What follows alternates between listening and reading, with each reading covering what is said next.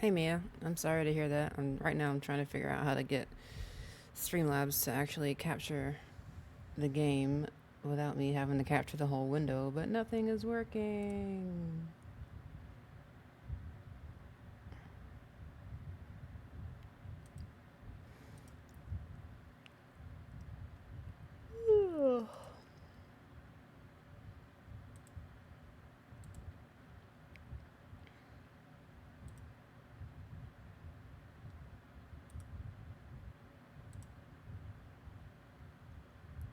Like, I don't mind people seeing my desktop. There's nothing incriminating on it, but I just wish it would actually capture the game instead of just the whole screen, but it's no big deal.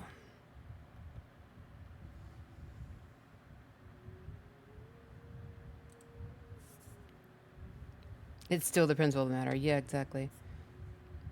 And someone said to try putting Genshin in windowed mode, but I don't. It didn't give me an option to do it in windowed mode, and when I go over here, it doesn't work either.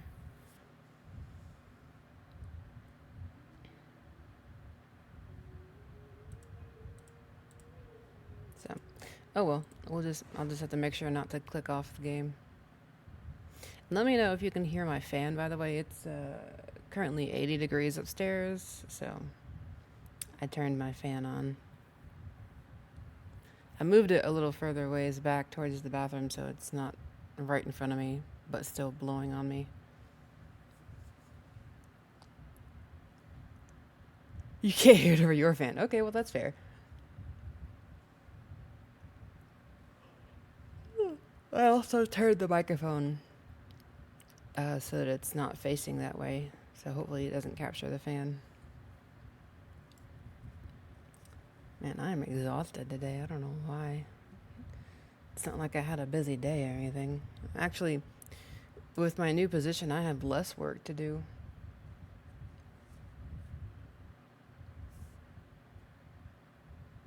So far, I just hear you loud and clear? Okay, good.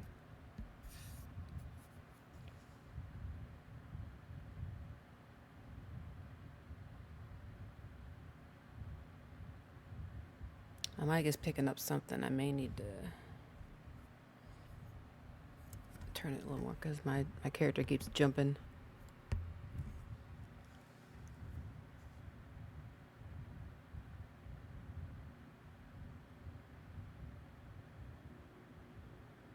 Would your job be willing to hire fully remote and give me your old job?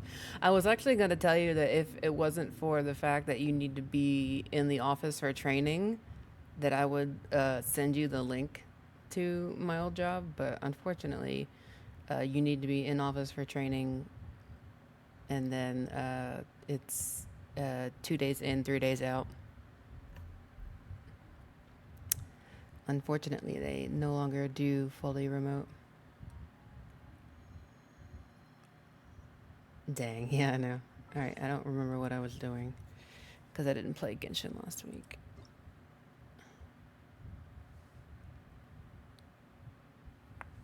Ow.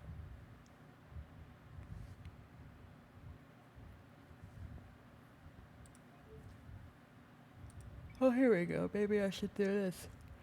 Oh.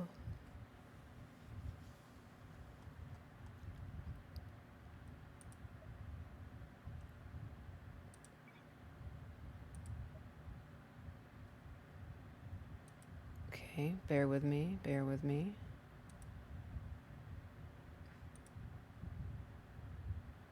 Aha.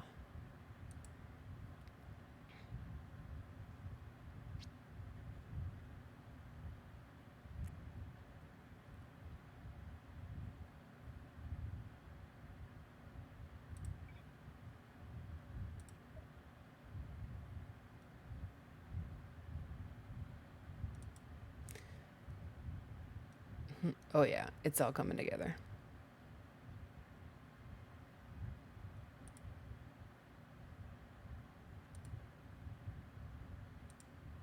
Perfect. Okay. Everything else is fine. Okay.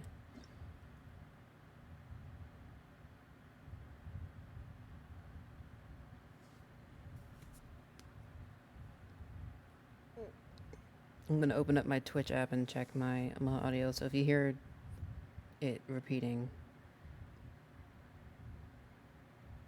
just ignore it.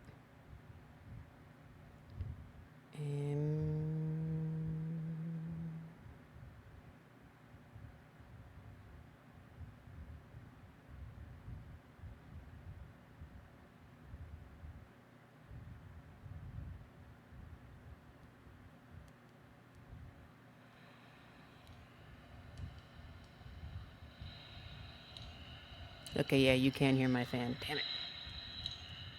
Okay, yeah, you can hear my fan. Damn it. Okay, yeah, you can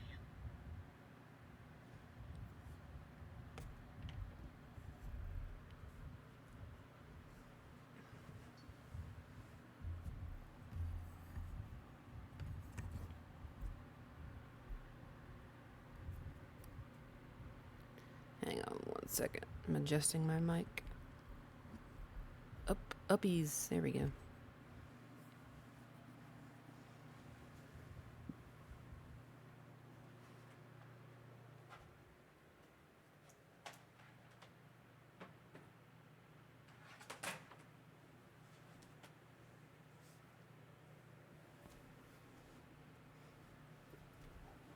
Okay. I moved it further back. So hopefully it's not coming through now. Alright. What's new with the update? I don't really care.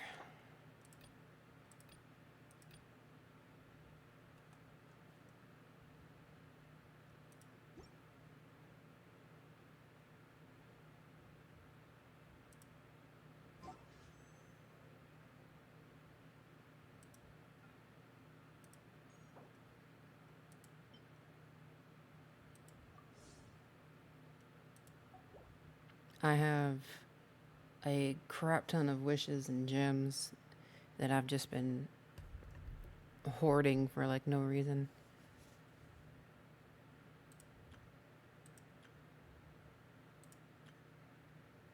Because there's nobody I've really been wanting to pull for lately. Like the dragon you are. Speaking of dragons, I do want to try for Zhongli again whenever he comes around, so I may just waste all my gems and fates on them. Stardust.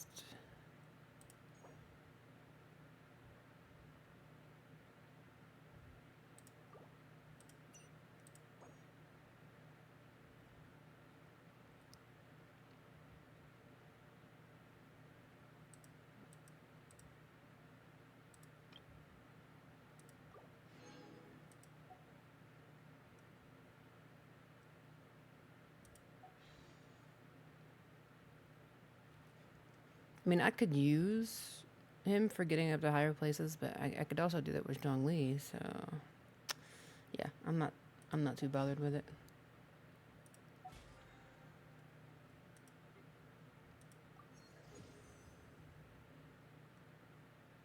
Wow, I actually went up a level. Amazing.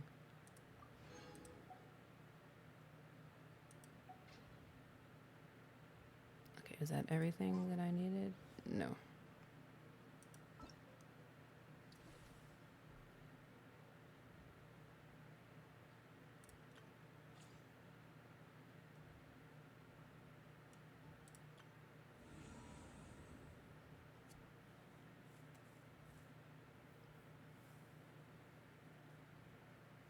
Blessing of the Abyssal Moon. What is this?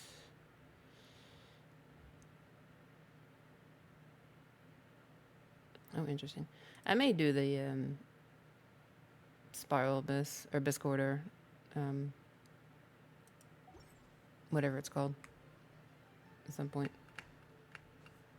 Wait, where's my marker? Go to Kylian Chang. I'm on the wrong quest. That's not what I meant to do. Sorry, Xiao. I just wasted his burst.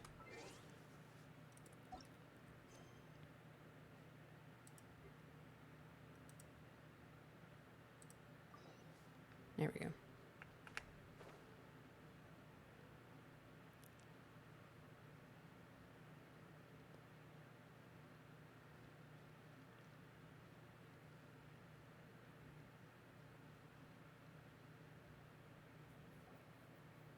Oh yeah, we had the trial last time. That's right. Looks like that boat we took to Araneas might have been the last one. Vache. Looks like we're back here again. Huh? Traveler? Are you hearing voices again? Ugh. That's kinda spooky. Are you sure we don't want to come back in the morning? Vache? Vache. Hey, why are you still walking towards it? There might be something nasty in the water. Huh? Hang on. Paimon can kind of hear a voice.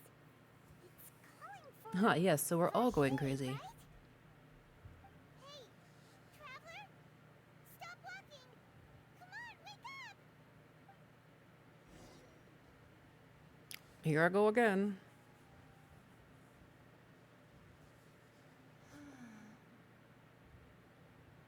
Oceanid, question mark? Vache, are you my dear Vache? No, wait.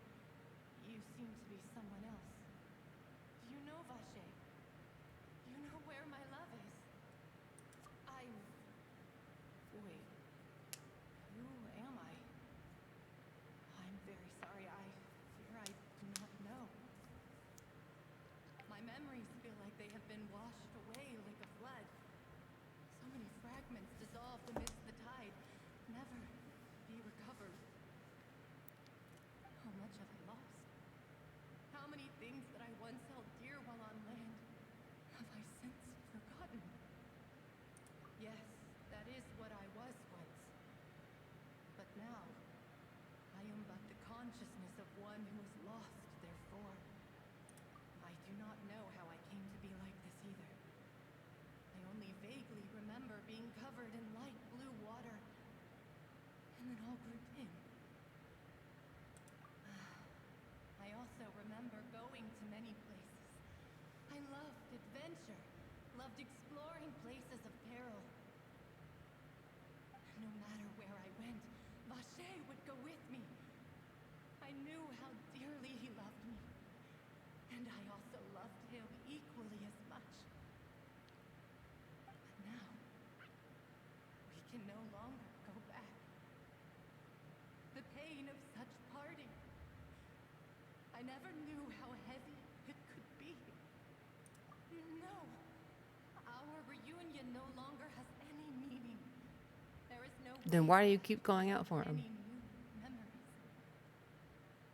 The thought of me gives him no succor. So let it lie forgotten beneath the waters. If you meet Vache, tell him not to look for me. Tell him to move on. That is the only thing I still remember. Perhaps that is so. As I was submerged in the waters, losing consciousness, I saw Vache above the surface.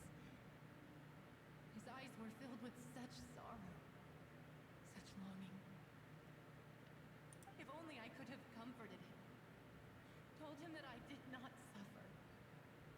Indeed, I had felt a great warmth. Is that what you call it? Dissolving. If anything, I consider it a form of release. It was a state of neither fear nor frenzy, with only an endless peace, like the water's still surface. Interesting. I could also liken it to being a thirsty person who drinks water for the first time, and only then sees how they have lived for so long in a world of endless want and anxiety. I think I hear your companion. It's time for you to go, I think. Farewell, then. I am glad that you were able to sense my presence. Remember, if you see Vache, tell him not to seek me out any longer.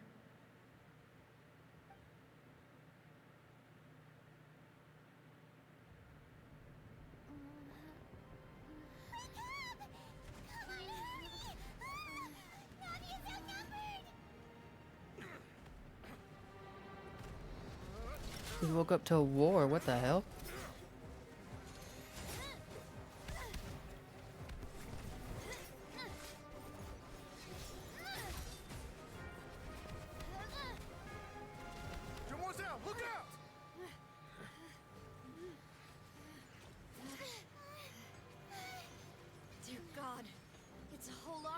Gardamex.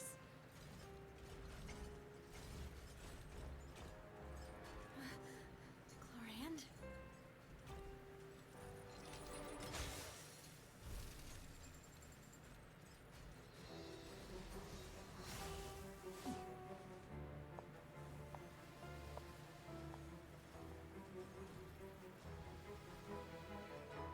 Quick, now's our chance!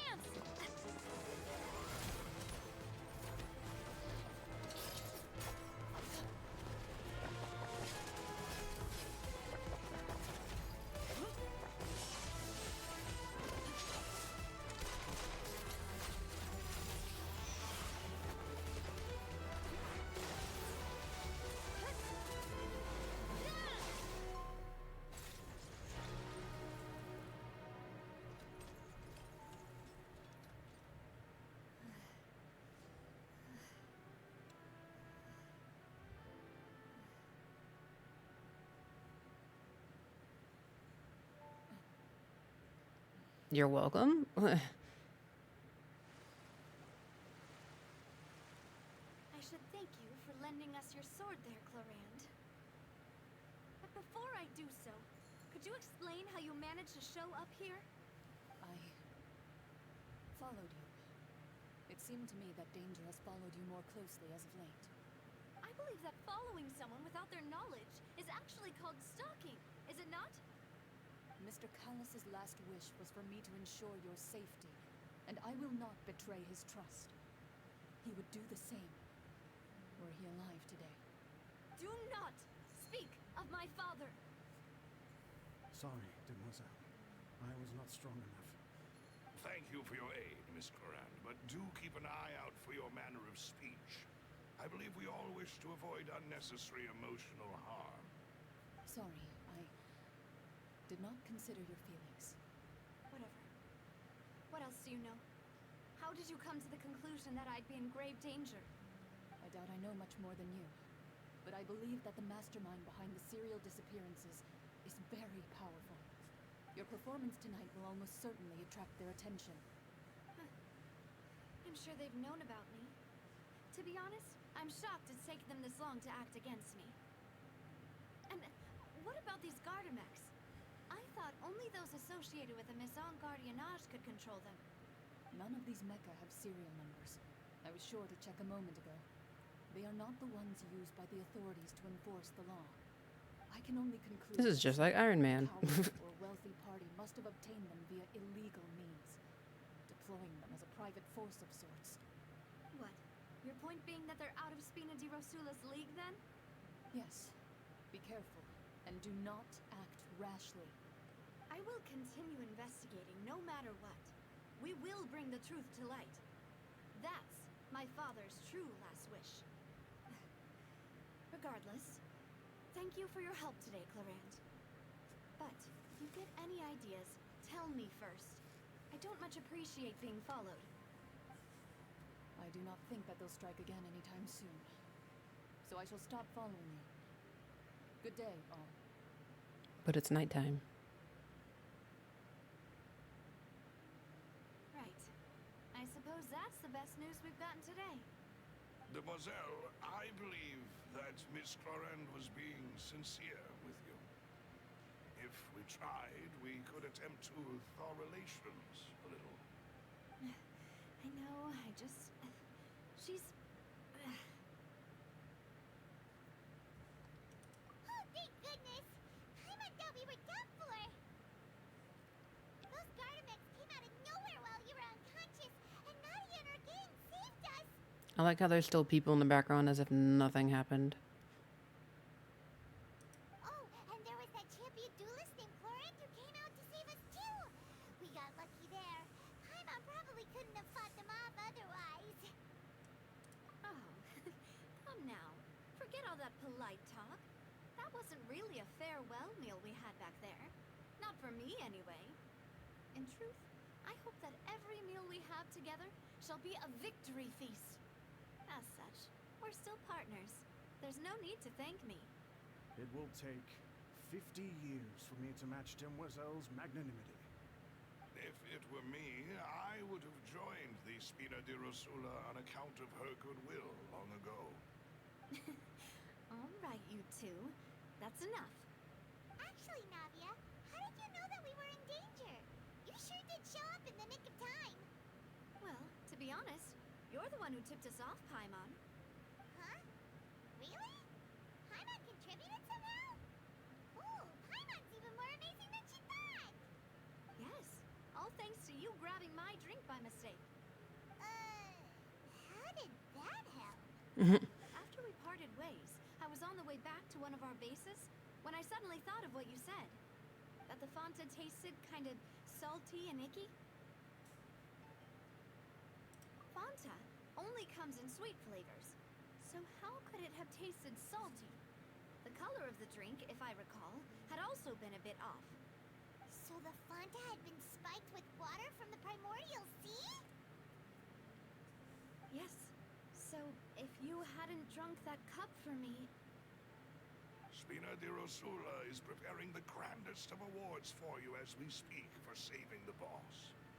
Huh? Really? I sent people to Hotel de Boer to investigate, but whoever did this left no trace at all. That's when I figured out that you might be in danger, and hurried here as quickly as I could. But why would they go after us too? All we did was defend Linny in court and help clear his name. Ugh, now we're caught up in this mess too, aren't we? Well, you did foil a plan that they were probably pretty proud of, and almost got their name in the process. Speaking of which, did anything strange happen when you drank the primordial seawater? Well, it can't be coincidence that the traveler fainted just now. She said that she heard that voice calling for Vache again. Oh, and this time Paimon heard it too, but it was real faint. Does this situation have to do with the primordial seawater then?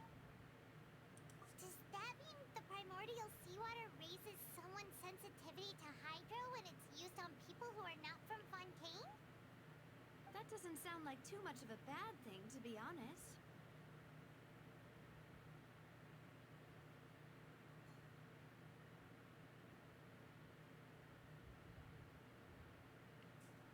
New intel? While you were out cold? Well, let's hear it, shall we?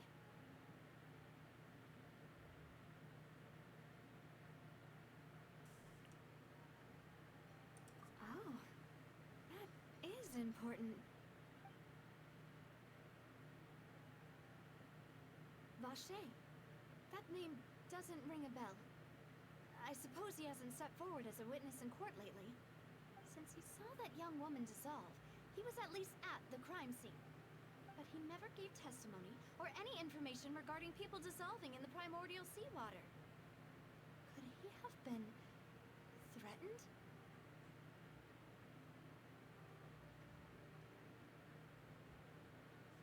Yes, thank you.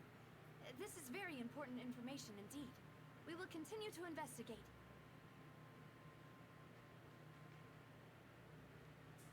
Oh, you mean you'll help us investigate? Well, you did say that our farewell meal didn't really count. That means we're still partners, right? And besides, we're in this now whether we like it or not. You're not gonna let those people who targeted us get off the hook so easily, are you, Traveler? Demoiselle, do try not to look quite so pleased. You are the face of Spina di Rosula, after all. You talk too much. Well, in that case, let's head back to one of our bases, shall we? I'll arrange accommodations for you. We also have some plans to go over, and hopefully we can deepen our bonds as partners. But we'll take that one step at a time, I guess. Don't worry, you two. With us around, our base is definitely secure.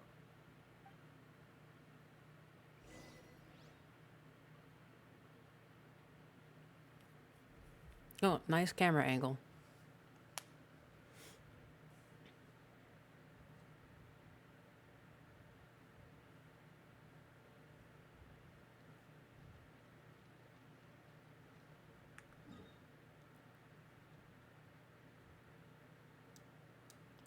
I need to unlock all these teleporters eventually. I guess this one's the best one.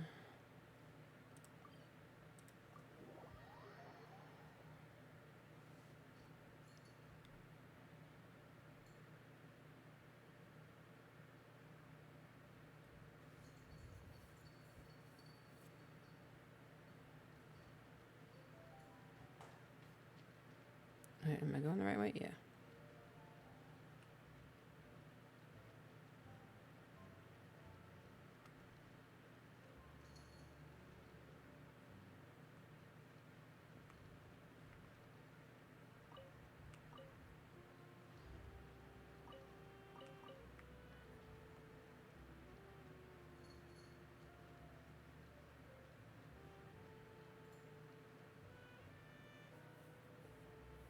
It's right up ahead.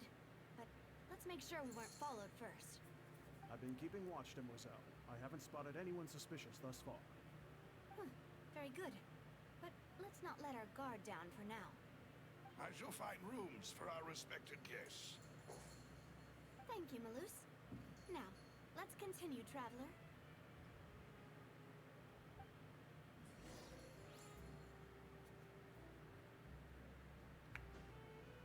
Oh, I saw these and I thought someone was hiding in the bushes.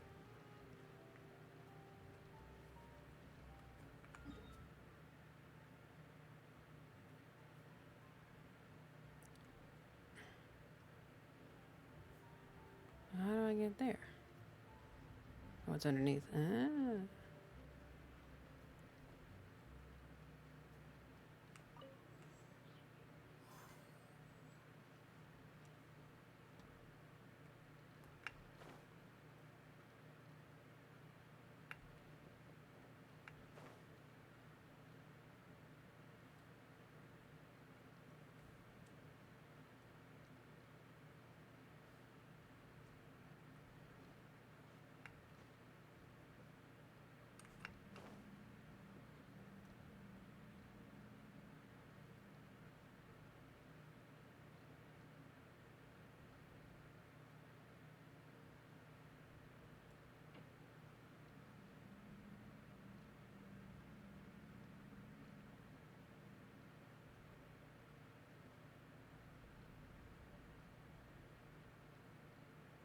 Oh, there's a lizard. Hello, little guy.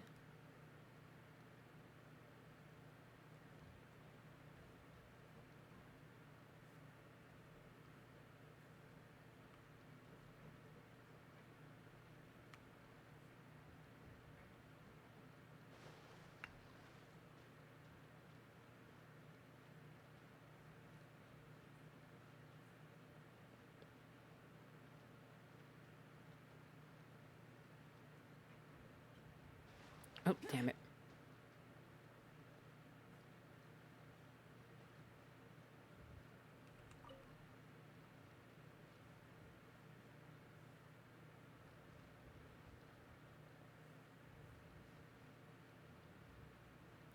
Kitty cat.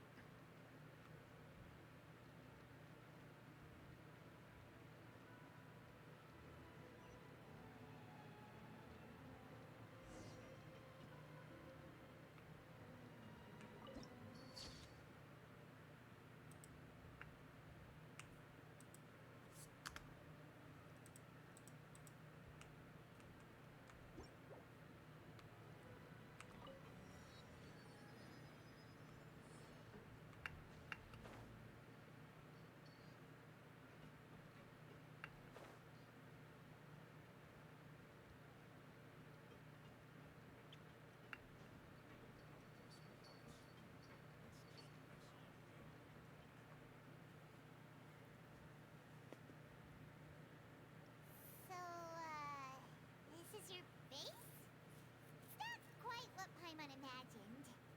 Your accommodations have been arranged. Under the present circumstances, I can confidently say it's the best we have.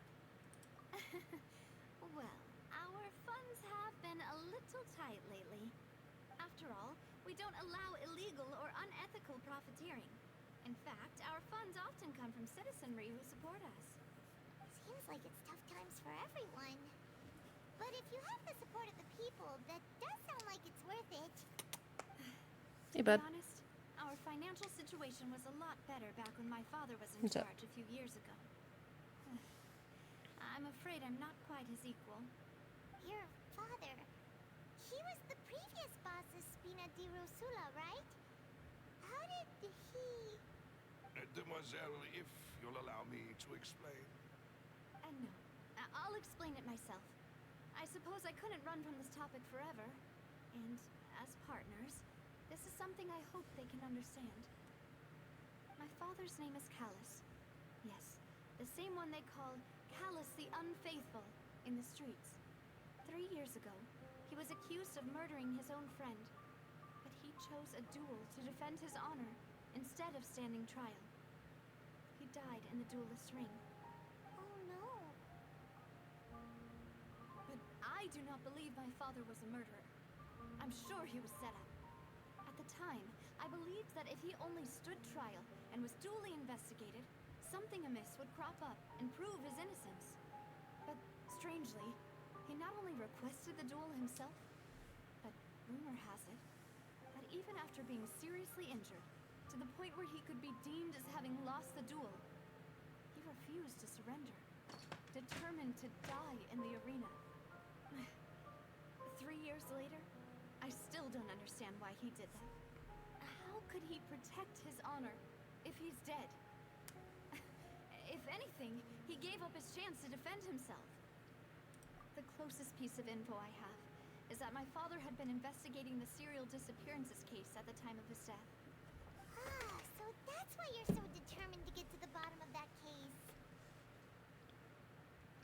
That's right. I've also tried to investigate the murder my father was implicated in, but I haven't found a single new clue in my countless reviews of the investigation records. However, I believe that if the murder case is related to those behind the disappearances, they must know something. I must know what really happened. Was my father coerced? Framed? Even if he really did kill his friend, I must get to the truth. If only he'd been more open with me when he was still alive. Nope, don't walk on the keyboard. And Come hid on. the fact that my mother died due to complications when giving birth to me. And now, here I am investigating his death. You really are a handful, aren't you, Papa? Demoiselle, please, if there is anything I can do, Get down. anything at all, Get down. I also will never believe that Master Callus murdered anyone. There are none whom I respect more than the two of you, Demoiselle. Master Callus did so much good in life, yet all it took was one murder case for him to be dubbed Callus the Unfaithful. Even our supporters decreased greatly due to that incident, hence our strained finances at present. Wait, if Callus was such a good man, wouldn't people at least be a little suspicious when he was accused? No. Perhaps people just revel in that kind of drama. It's not something exclusive to people from Fontaine, really. Everyone's like that. People love watching the evil turn over a new leaf, but they also enjoy watching good people fall into an abyss from one slip-up just as much. What? How could... Never mind. If Callus was really falsely accused, we have to find the truth. He didn't deserve to have that happen to him. There is one other thing. Master Callus's opponent in the duel was Ms. Coran. Oh, her? Well, then, isn't that as good as saying that she was the one who killed him? That's a little awkward. Yeah, that's not the sort of thing that you can just let go and move on from. Miss Clorand has always placed great emphasis on the honorable nature of the duel. If her opponent doesn't yield, she will not stop either. She knew Master Callus beforehand and greatly respected him, but seeing how he was resolute in the arena, there was only ever one choice she could have made. It's not that I don't understand her at all, but I just can't deal with this yet. Don't worry, Navia. Paimon knows how you feel. You don't have to force yourself to do that. Afterward, Miss Clorand told us that at the start of the duel, Master Callus requested that she ensure Demoiselle Navia's safety. Yes, that is our understanding as well. Oh, Papa. What madness drove you to ask the person who killed you to take care of me? All right. Anyway, that's the information I wanted to share with you. Even if it did sound like I was just complaining towards the end. Thanks. You two should go and rest. This was quite a day after all. Yeah. Everyone's eat. Please, relax and get some sleep. We will ensure you rest soundly.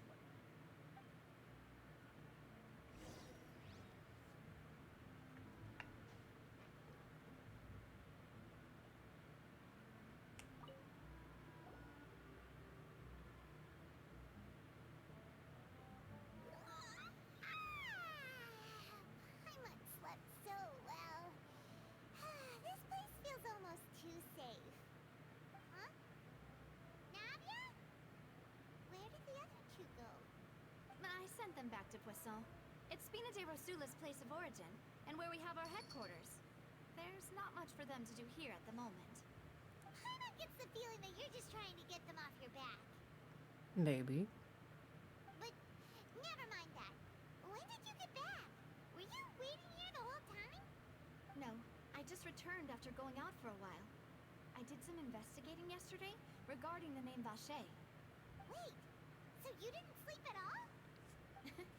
How could I after having such critical new evidence appear? Guess Paimon wasn't speaking for everyone just now, huh? Unfortunately, this name seems to have been wiped from existence. It doesn't seem to have a match anywhere. I suspect that those behind this have already taken steps to hinder an investigation from this angle. But that does prove that this Vacher person is a key witness in the incident. Does that mean we're too late, though? No. There is one ray of hope. One place in Fontaine that they would find almost impossible to threaten, no matter how much they wanted to. And that is the archives kept by Chief Justice Neuvillette, a place where detailed files on all the cases in recent years are kept. If the Oceanid you met is one of the young women who went missing recently, we should be able to find some related information there. So Neuvillette maintains an archive of case files? Whew. Guess that's the hard-working Chief Justice for you. In that case, let's go talk to him, shall we? Aren't you coming along, Navia? Did you get tired? No, it's nothing. Let's go see the Honorable Chief Justice. Maybe they have some beef. Meow. What?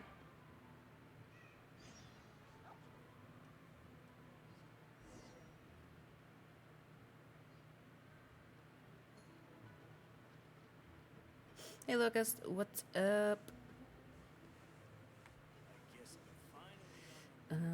I guess it's better just to teleport. Yeah.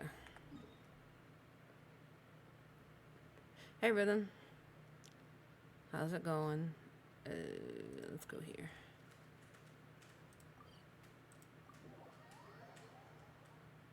The palais is right up ahead. Come on. Where? Over here. Okay. Just hanging out. Yep, that's alright. Late over here? It's not too late here, but it feels later than it was. Or than it is, rather. But I'm also just really sleepy. I didn't even really have that particularly busy of a day. It's just, I don't know. The Monday after a long weekend is always kind of busy. It's kind of tiring. Oh, excuse me.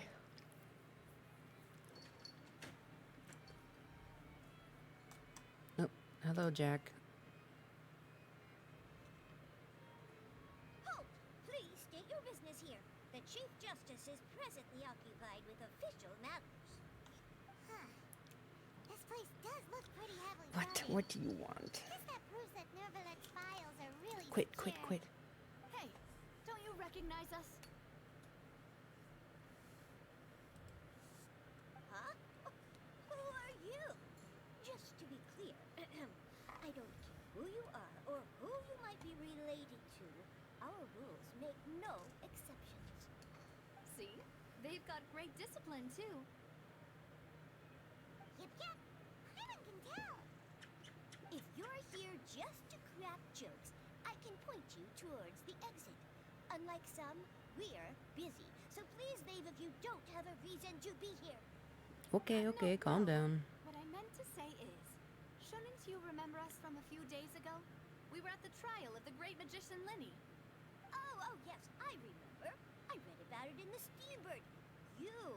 You must be Linny's attorney. One of my cats came up here and crawled on my desk, and now he just flopped down. We're here today to report and archive So if some information you hear on the random follow-up clicking, case. that's why. Huh. Is that even a thing? Of course. Don't worry. We're here on official business. You can trust us. All right then, I'll let you through. The Chief Justice is just inside. Ah, thanks so much.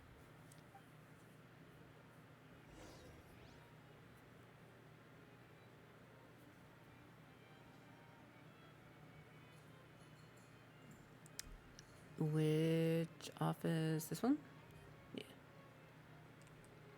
Ring ring, hello. Please come in. Ooh, fancy.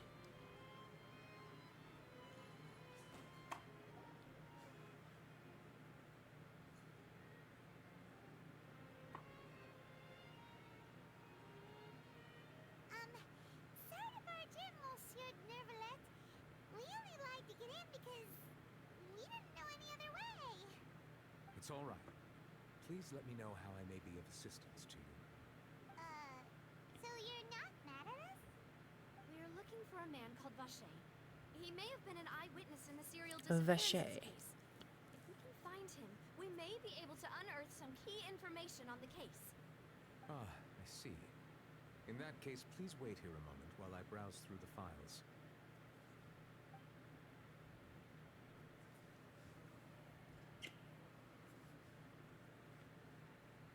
Who knew that Nervalette would be so easy to talk to? He just looks intimidating.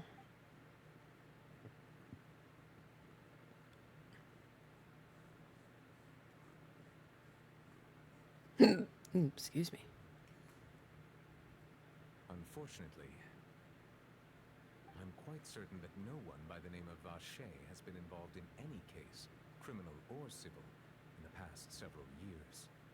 There are no records of him either in the files or in my memory. Traveler, what if it was really just a dream? What? Is that so? All right then. Thank you so much, Monsieur Neuvillette. We'll take our leave now.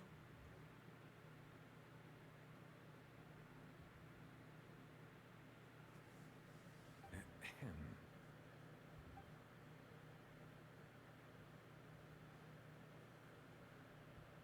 Miss Navia, I can understand how you feel. Your father, Callus, was a truly exceptional man. We deeply regret his passing.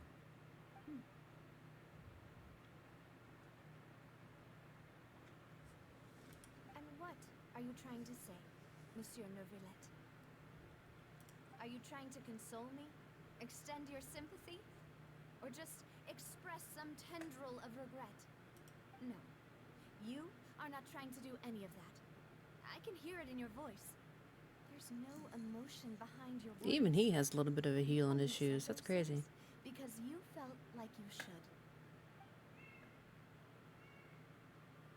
It's just like last time.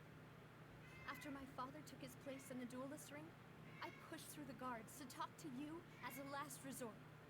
You even told me then that you thought there was something fishy with the case, yet you still allowed the duel to go ahead. In your eyes, the value of a human life is nothing compared to those cold laws you hold so dear. If you truly regret my father's death, then why didn't you call a stop to the duel? Why didn't you give me the power to stop him from throwing his life away? Why did you just let him die, despised and hated by all? Everything was hanging on a thread at that moment. Just the tiniest effort could have changed everything. There are still so many things I never got to tell him. So many questions he still owes me answers to. If you really have no heart, then just look me in the eyes. I, Navia, will show you the true meaning of regret.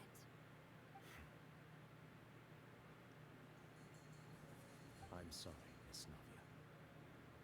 You and my father are truly alike. You keep all kinds of Here we things are in having your this heart emotional and scene, never and say all I a hear word in the to background is anyone. my cats just running around and meowing at one another.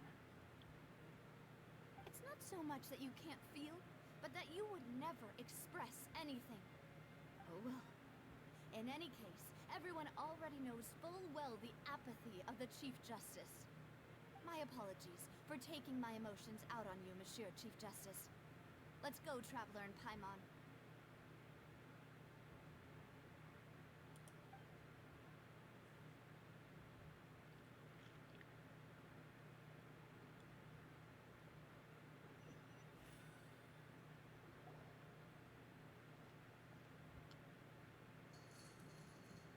Well, this is awkward. Navia, are you okay? I'm fine. Rain. It's raining. You're right. Wasn't it still sunny when we went into the building? And there shouldn't be any active trials today. How strange. Now that I think of it, on the day my father was convicted of murder, it was also raining. What is it? Did you think of something? Yeah, he was outside. It was uncovered and the rain could fall there. Why? Do you think the rain could have affected the crime scene? That thought has occurred to us before. We've even expanded the search area to try to account for that, but didn't find anything of value. Oh? Wait. You... So you're saying that the true murderer could have been turned into water and then got washed away with the rain? Yeah. And if that's what had happened, then no one would have believed your dad, even if he explained what he saw to the authorities. I really think I found a true genius for a partner. You're completely right. How did I not connect the dots earlier? All right, let's go to Poisson. With this new lead in mind, we'll get to the bottom of my father's case for sure. Yeah, we're gonna make progress for sure this time. Do you want to go with me now? Or do you want to head over by yourself later? Great. Let's go then. Okay, good. I was hoping it would auto teleport me.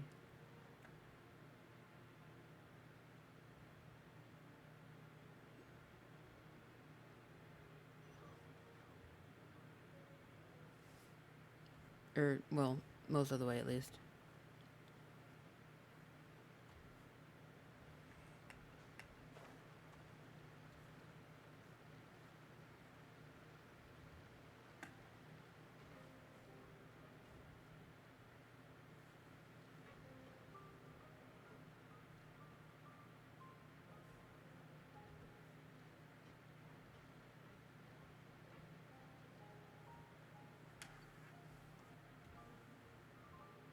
Oh, okay, it's way up there. Okay, I'll get it later.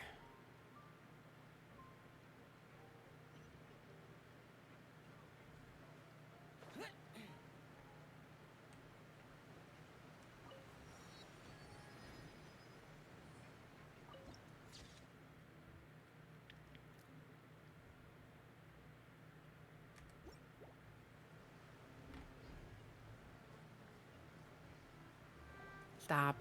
Whoa! What a huge ship! Why would a ship be anchored at a place like this? There's no need to be so surprised. While it may look like a ship, it's actually Spina di Rosula's headquarters. My father was the one who asked for it to be built like this.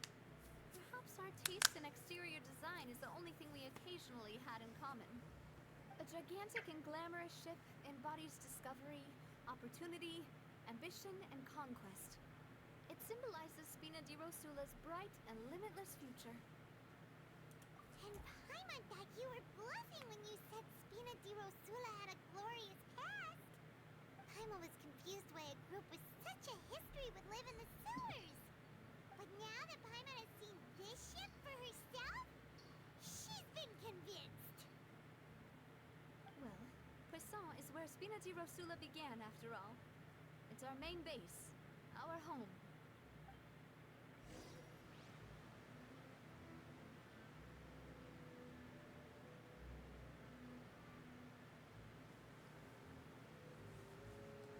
Okay. Talk to Malus on the ship. Again, then lay a hand on me. Calm down, Joe. It's okay. How do I get over there now?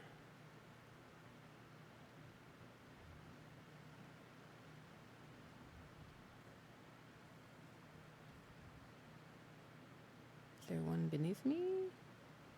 Yes, in the water. Okay. I'm not hunting for the oculuses just yet. Oculi? Yeah, oculi. But I will eventually.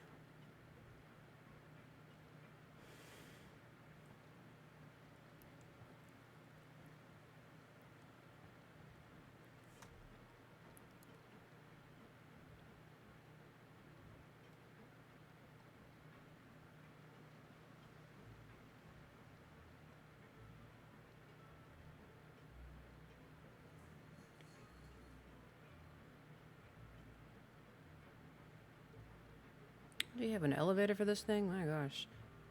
I'm lazy. Hey, man.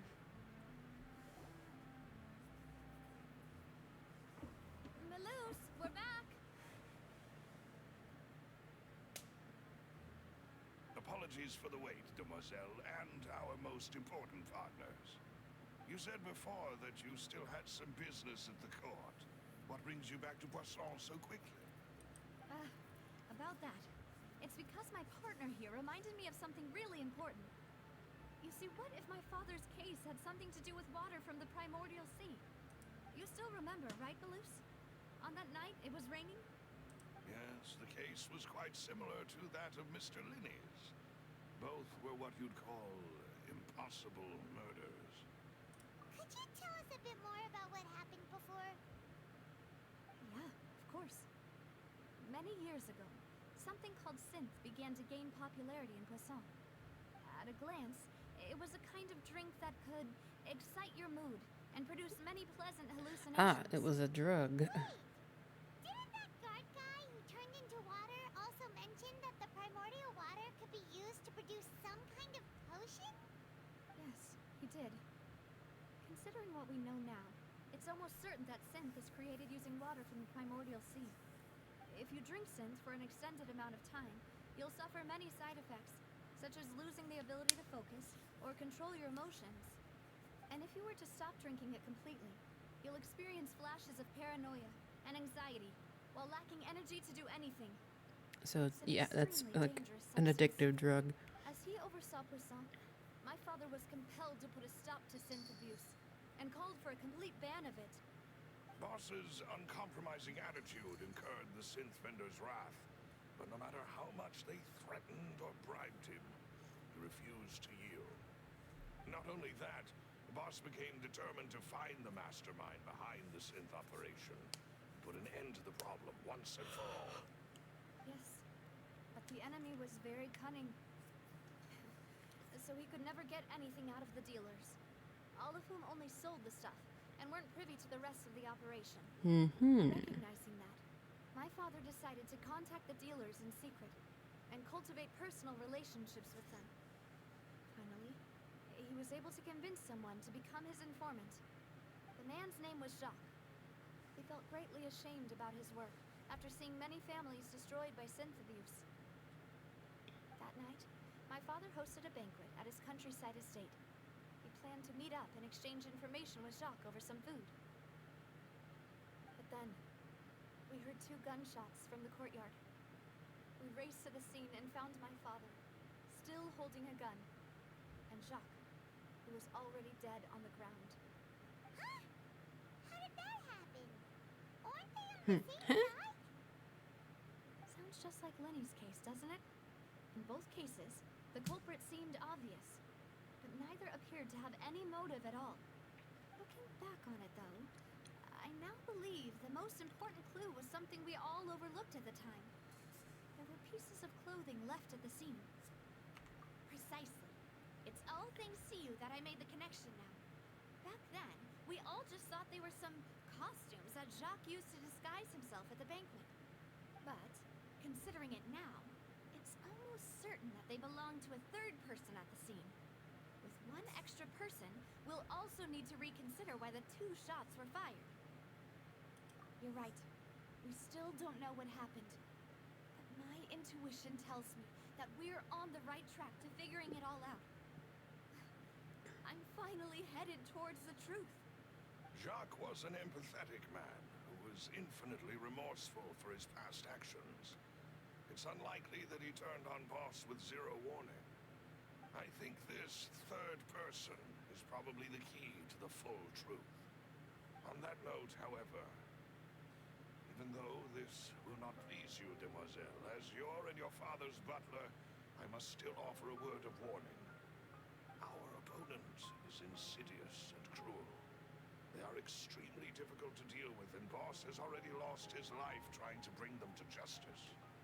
Even though Spina de Rosula has lost most of its former glory, Poisson has welcomed a new time of peace, and we have been allowed to live out our lives. There is no need to follow your father's plan. It would be both wise and in line with Boss's wishes. Melis, whatever his name is, he's Give up on the case. acting a little suspicious right now. That's indeed what he wished for? Then he should have told me that himself. Was I not the closest person to him? And yet, I was the one most kept in the dark. What was the point of him dying without sharing any of the secrets he knew? Did he manage to protect anything in the end? Synth is still here. Callus the Unfaithful is still his epithet. And Spina di Rosula is barely getting by. Nothing has changed. Did he think I'd just accept his meaningless death and live out my life just as meaninglessly? I've never accepted that, ever. Not since that day, and certainly not now. I want to find out the real answer for everyone's sake. For the missing girls, for the victims, and for myself. Navia. This is indeed the best moment to act. Your partner appears to be quite reliable, and more importantly, demoiselle, I think you're also ready to take this on. So you do know something else, Maloose? Yes, I do. In fact, even before that banquet, Boss already knew of the connection between Synth and the serial disappearances case. But what drove all the tensions to the boiling point was the revelation that you, demoiselle, been selected as the next target to disappear. What? Boss also didn't tell you that he had been diagnosed with a rare illness. The doctors told him that he had no more than 5 years left to live. And the serial disappearances case caused him great anxiety.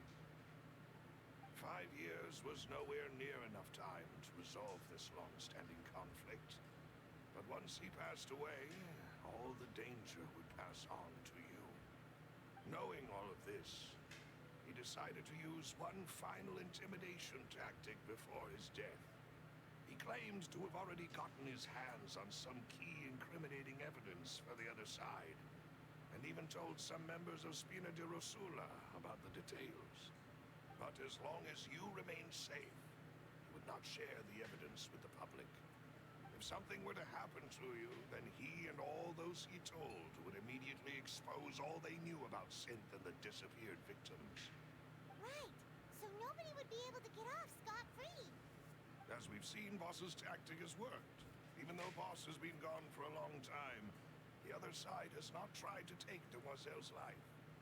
No, I don't believe it. He never appeared to look sick to me. No father wants their daughter to see them weak and haggard, especially someone as proud as Boss. To him, dying in a duel and suffering lasting dishonor as the unfaithful was still far preferable than losing face in front of his daughter. So he chose to die in silence, so that he could protect me. I I'm afraid you're not understanding this correctly, Demoiselle.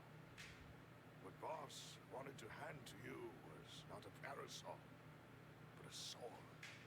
If Boss's spirit could hear you telling me that you want to find the answer for the sake of everyone involved, I'm sure he'd be extremely proud. That fool. Couldn't he have just given it to me straight? No. He might have set up everything precisely because he never thought I'd be able to understand him. Is that the amount of confidence he had in me? And what if I was never able to make it to where I am now? Yeah. I suppose that's true. With the way he'd set things up, if I had wanted, I could have just lived out my life without a care in the world. But thankfully, he rarely talked to me about complex matters, and thus understood little of me as a person. In this case, he really didn't need to give me an easy way out. Malus, what was the key evidence that he shared with you? It's the location where synth is produced. Essentially, it's the enemy's headquarters. When he was threatening the enemy, Boss didn't share the specifics of the incriminating evidence he found. But if you want to use it against the enemy, you'll still have to take several things into consideration. Why? If we know where the place is, can't we just go storming in? Yeah, great idea. You mustn't forget that we're fighting against a mysterious and dangerous organization that's been in operation for decades. There's no telling what might be lying in wait at their headquarters. We also have no idea what kind of evidence we may be able to find inside, nor what people we may be able to capture. But a single visit to their headquarters would be tantamount to a formal declaration of war. The worst case would be that we leave empty-handed, but also open ourselves up to full retaliation. Then, in that case, why not work with the Fontaine authorities? Well, you saw one of them dissolve during Mr. Linney's case. We have no idea just how thoroughly they may have been infiltrated. Huh. That's true. Seems my father really had no choice. But things are different now. It should be a lot easier to prove the other side's guilt, now that we've connected Synth with the disappearances case. You sound like you've put a lot of thought into this, Malus. I am the butler, after all. I live but to serve the boss and Demoiselle's will. I've always been willing to take on any kind of risk for your sake. But considering my relative lack of ability, I've spent my time keeping secrets, performing basic investigations, and waiting for the right time to come. I don't know. He still seems suspicious to me. For all of that, Malus, have you discovered anything new in the past few years? Let me think. One conclusion I came to was that the enemy must be quite familiar with Spina di Rosula, or at least have an informant planted here. When I announced orders to the organization's members on Demoiselle's behalf, I used to deliberately keep a few people in the dark and observe the reactions of the synth vendors. If the vendors didn't change their plans, then the individuals informed of our orders must be innocent. If the vendors packed up and fled, however, then someone must have given them the news. After several rounds of testing and investigative tracing, I've narrowed the suspect list down to 3 people. The first is Florent, Spina di Rosula's senior advisor. Huh? Florent? Yes, surprising, isn't it? He was one of the people Boss trusted the most, which also means that he was someone who understood Boss really well. Thanks to his position within Boss's innermost circle, he always knew our upcoming plans and could thus avoid capture this whole time. There's someone else like him too. Marcel, the head of Confrérie of Cabrières. Uncle Marcel. It's a guild in Poisson. The boss helped it to grow to its current size and prominence. In the beginning, they were only reselling some daily goods, but now they're one of the richest guilds around with a lot of business connections in the city. So, they're like a sister organization of Spina di Rosula? Yes, you can say that. When we were fighting against the synth dealers, they provided us with plenty of support. It's a bit difficult to imagine someone using their own money to hunt down themselves. The final suspect is Thierry, the man responsible for coordinating information between Spina di Rosula and the guards. Although the guards mostly leave us to our own devices, there are still many activities we have to report to the local authorities. Since Thierry is always in the know about our current activities, he could theoretically always plan one step ahead. I see. These are all people who I communicate with quite regularly. To think that the enemy we've been fighting against has been right next to me all along, among those I trust the most. It's almost too hard to believe. If you want to investigate them, please take every precaution to not alert the quarry. Judging from our experience, the enemy is extremely cautious. Of course. And thank you, Malus. You've provided us with a lot of great information. You're too kind, my lady. I'm just doing my duty. And before I forget, proving Boss's innocence would also mean clearing him of blame in Jacques' death. After that incident, Jacques' wife and daughter were taken into the Spina's care. They still live in Poisson today. If it might help, you could also pay them a visit. I can make the necessary arrangements. Oh, thank you so much, Malus. You really are the best. A new case awaits, my dear partner.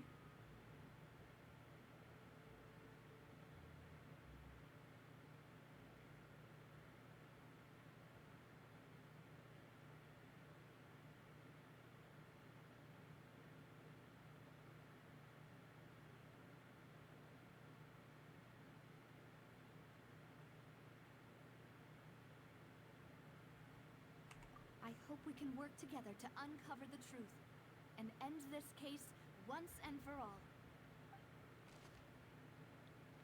Oh, not another case thing. Oh, gosh. Ugh. I'm too stupid for these things.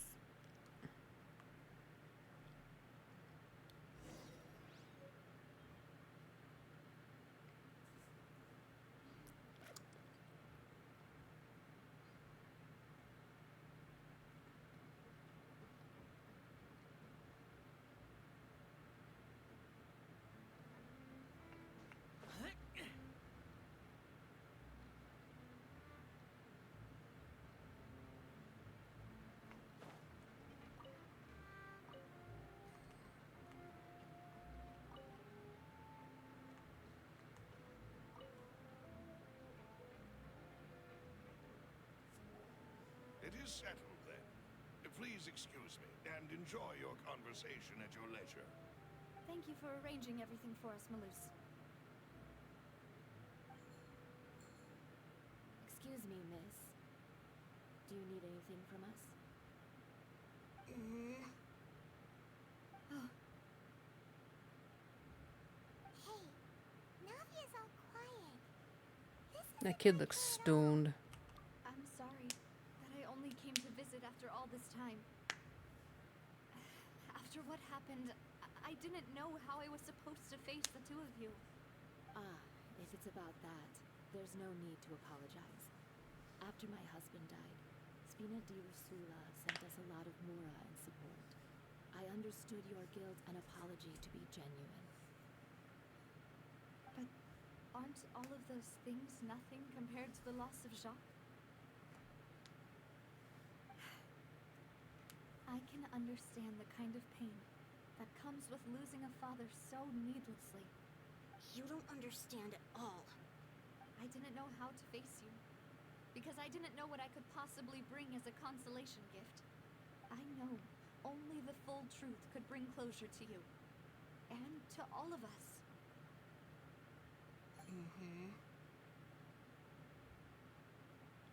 I'm sorry. I appreciate the sentiment, but you don't have to carry all that guilt. On the matter regarding my husband, my daughter and I have more or less found our answer already. Would you mind sharing it with me? I really can't believe that my father could ever bring himself himself to shoot Jacques. I always knew that my husband's money was earned through others' suffering. He told me countless times that if he could turn back the clock, he would never go into the synth business again. He had many regrets, and felt that he took the idea of providing for his family too literally. For the longest time, he thought Mora was everything. So when Mr. Callis came to him with a proposal, he accepted it almost immediately. He tried to be as careful as he could, but even so, he was still found out by the higher-ups. They found out about his betrayal? Papa didn't say that exactly, but Papa did tell me that I should never be ungrateful. Before he left that day, he told me that he had no choice. It was only later that I realized it was his final farewell to the two of us. I don't know that for sure, but you could say that's the conclusion I eventually came to. Which is why I'm the one who should feel guilty. Callis had always taken great care of us, both when he was still alive and after he passed away. Even if he fired the shot that killed my husband, it was likely in self-defense. It is impossible for me to hate him for what he had done. But Mama, why is Papa still the bad guy if he did the right thing? Papa always wanted to be a good man, so why did he have to do a bad thing in the end? Well, things aren't always as they seem. You still feel like your papa was a good man, right? Yeah, Papa was a really good man. The best in the whole world. Then you should hold on to that. If a good man had to do a bad thing, then he must have had his reasons, regardless of whether he left you a parasol or a sword. He must have done so to give you a better life. Oh. Thank you for everything you've told me. I will definitely find the truth. The current state of things is not something I'm willing to just sit back and accept. Thank you. I'm very grateful to hear this from you. Even though your personality is quite different from your father's, your determination when you speak is really similar. You really think so? That's the first time anyone said that to me.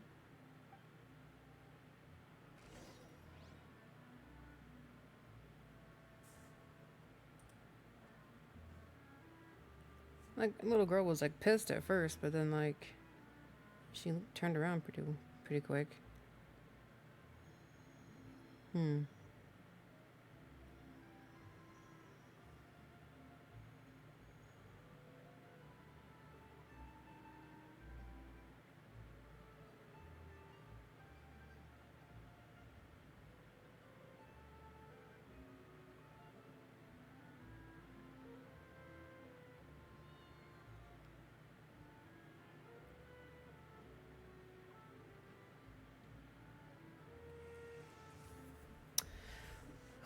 Kitty cat, look at him. Oh, let me pet the cat. No.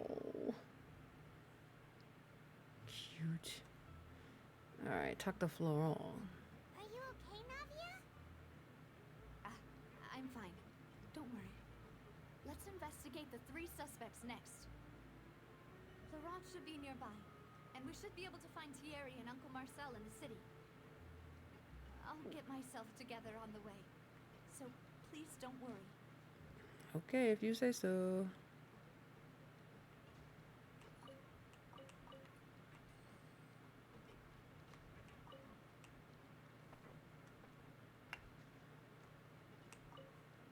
Oh, I lost the tomato forever.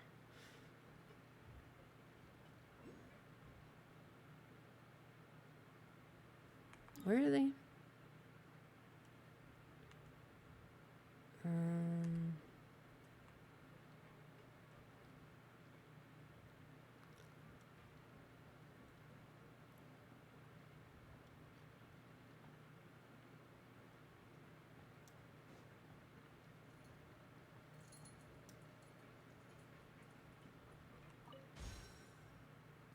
Oh, okay. Oh, there he is.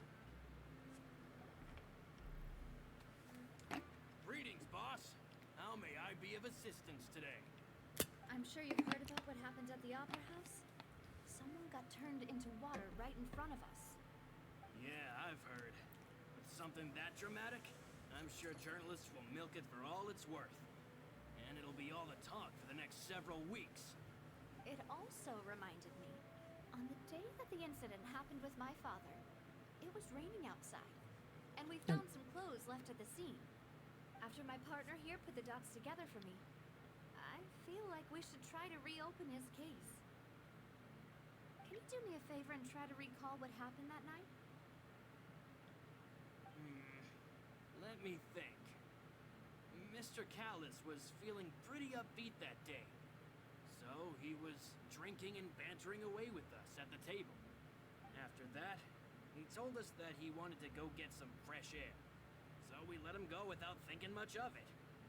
Who knew that we would hear 2 gunshots ring out right after? My first reaction was that Mr. Callis's life was in danger. So I grabbed my holster and made a mad dash toward the scene. But when I got there, it was already too late. Mr. Callis was standing over a dead body with a gun in his hands. All we could do was look back and forth at each other, not knowing what to say. So you also remember 2 gunshots then? Indeed. The guards said that the first shot didn't hit anyone, while the second killed Jacques. But I've never really bought that explanation. Reason being, Mr. Callis had left his gun on the table. I even made sure to confirm that before running to the scene. But according to the guards, that doesn't mean he couldn't have had other guns on his person. About the clothes left at the scene that you mentioned, do you think there was a third person there who was turned into water? At least from our perspective, my father had no reason to kill. So he would also have no reason to bring an extra gun with him. The gun he was holding probably belonged to Jacques, or a third person on the scene. Yeah, that makes a lot of sense. So you're saying Mr. Callis ended up with the gun because he seized it from one of the other guys? But hold on. If that's what had happened, then why didn't he share the truth with any of us?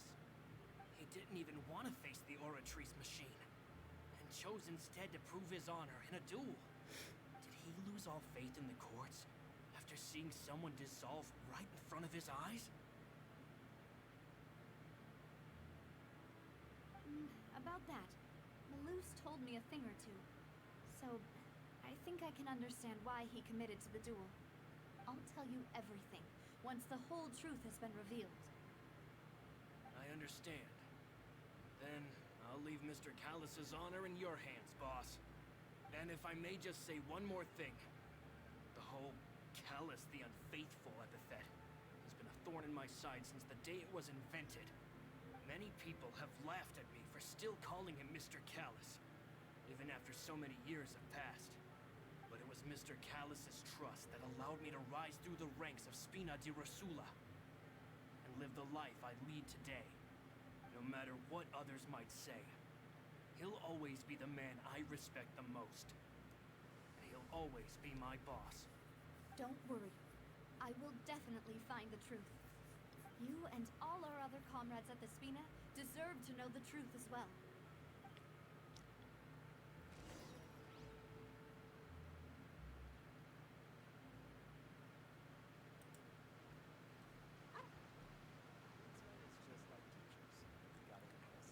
Okay, go to the court.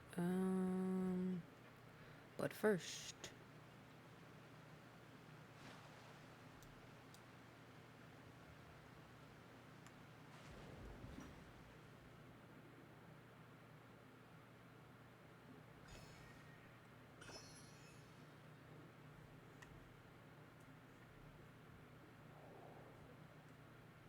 Yes, I am underwater, so therefore I would be wet.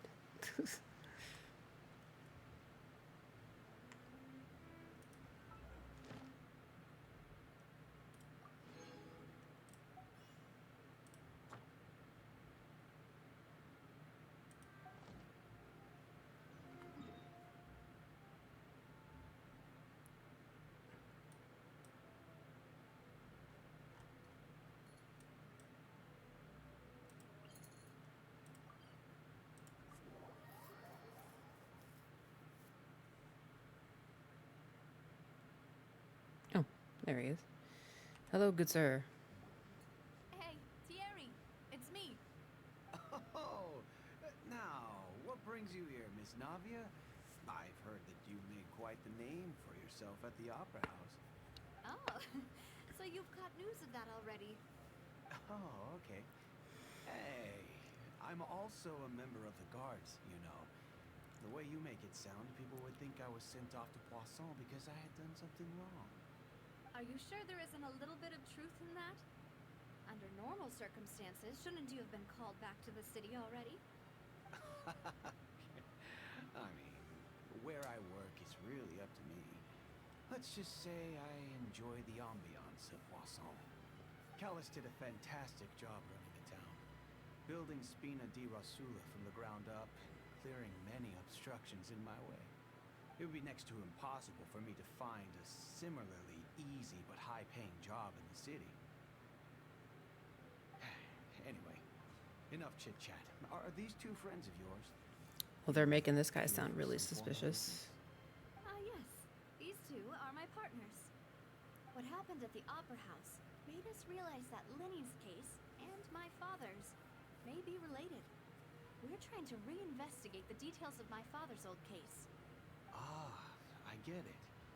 You think there might be more to the case now that we know people can be dissolved into water, right?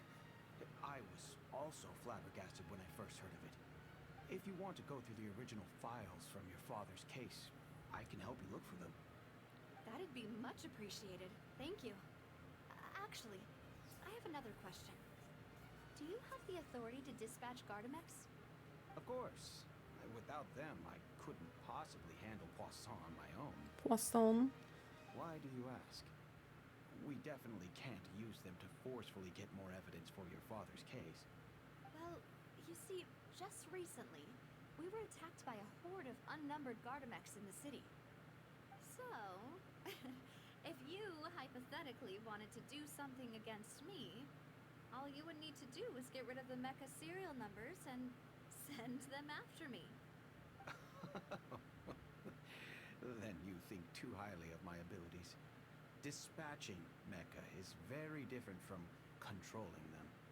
If I had to make an analogy, when you order a dish, the chef will make it for you. You can ask the chef to cook, but not to massage your shoulders or carry your baggage.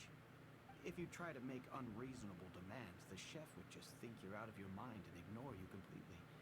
The same goes for me and my Gardamex. Removing a serial number is also not as easy as you might think.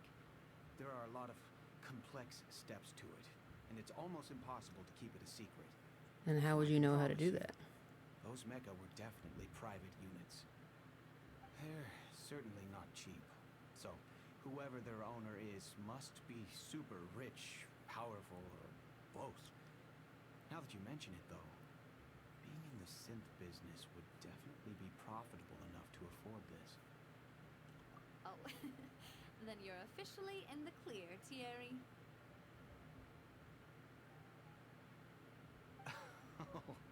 Thank you for the vote of confidence, Navia.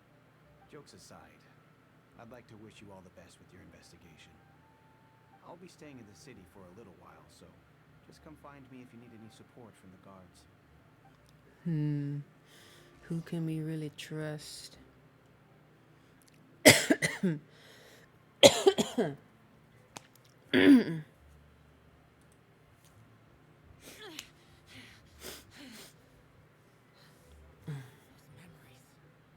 So dark.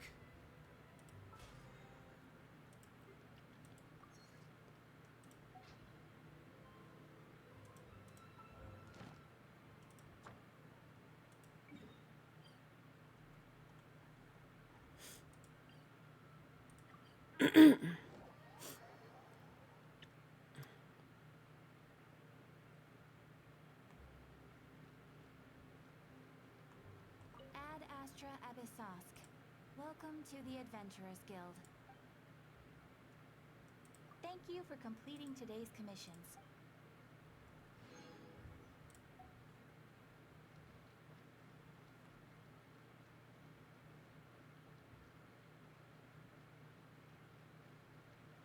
We going back to the hotel or?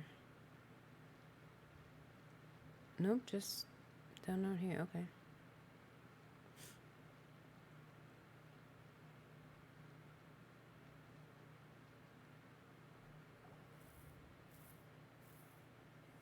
Hello. How may I help you? I'm here to see Marcel. Could you please let him know? You can just say Navia's looking for him. Sure. I will let him know right away.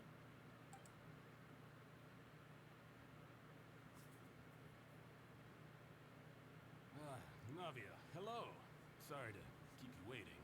I'm not as young as I used to be, so my legs are giving out a bit. Oh, it's all right, Uncle Marcel.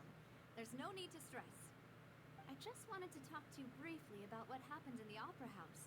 I'm sure you saw everything too, right? Yes, I've never seen anything so strange. Oh, you were at the Opera House too? That's right. I went there with Navia to see the magic show. Who knew it would turn into a whole murder mystery? I also witnessed your marvelous sleuthing work. Quite impressive. Thanks, it was the game. I didn't do anything. Her own game on her own turf.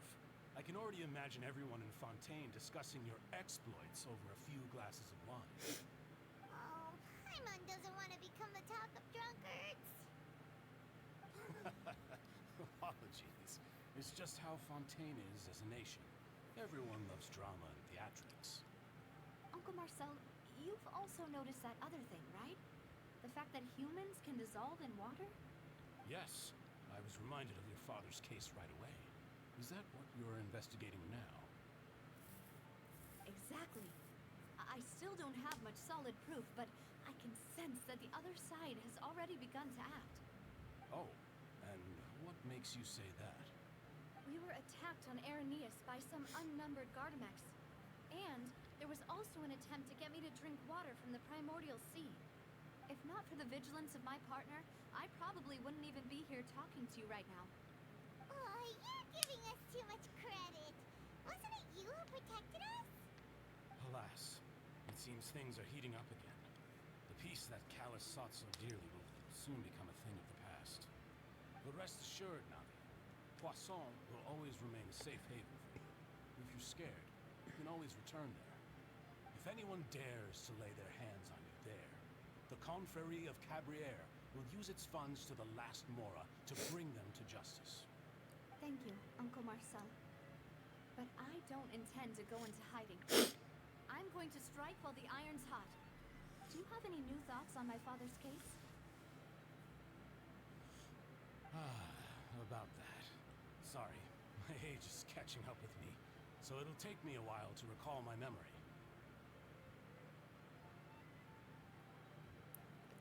The Confrérie was responsible for that banquet, so I was out and about the whole time making sure things were running smoothly. I didn't even have the time to drink with the guests. Then I heard the sound of a gunshot, and the rest was history. Oh, it's okay. No need to push yourself. We'll ask around some more. See if there are any valuable clues elsewhere. Sounds good. Just let me know if you ever need Mora. I always need more.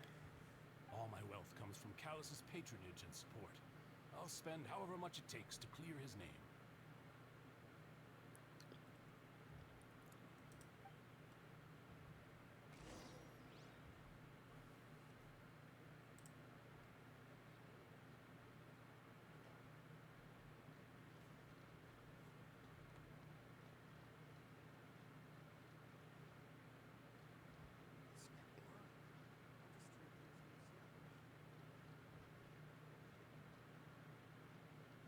I guess I go up.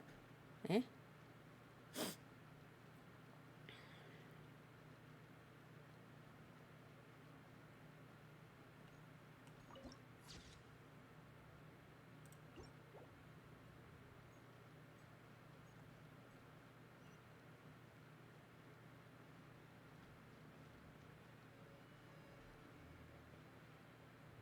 Oh, there's a teleporter up there. Okay.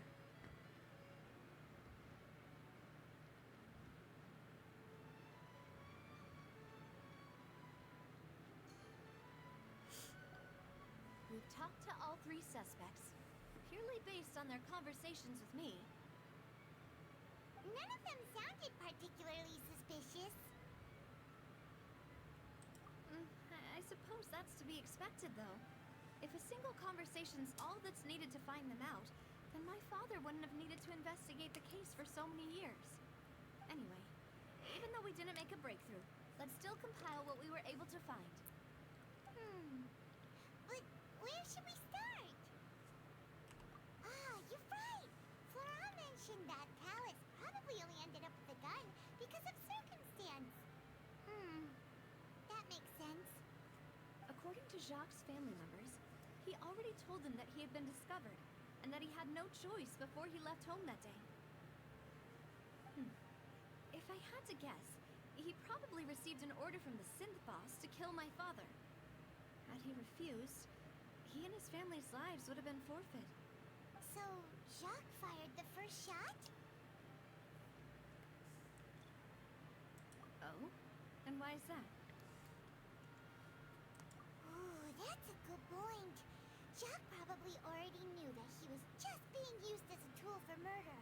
And once he had completed his mission, he'd be of no more use to his boss. So, what would make more sense from his perspective would be to turn his back on the order and seek protection from my father. Makes sense.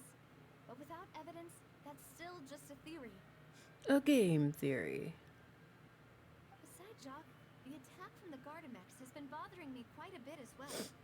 It's obvious that our enemy has become more antsy after the secret of the primordial seawater was revealed. Do you think he knew, even then, that we'd follow this lead to the end? Given everything that's happened since, it's quite possible. But who among the three suspects would have the ability to control privately owned Gardamex?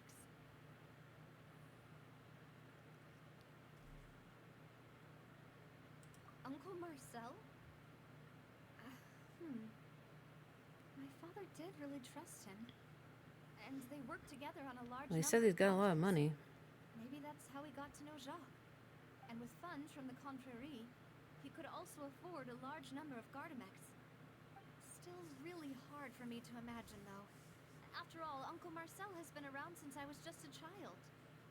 Also, wouldn't this mean he has been spending a whole lot of mora and energy to fight his own synth business?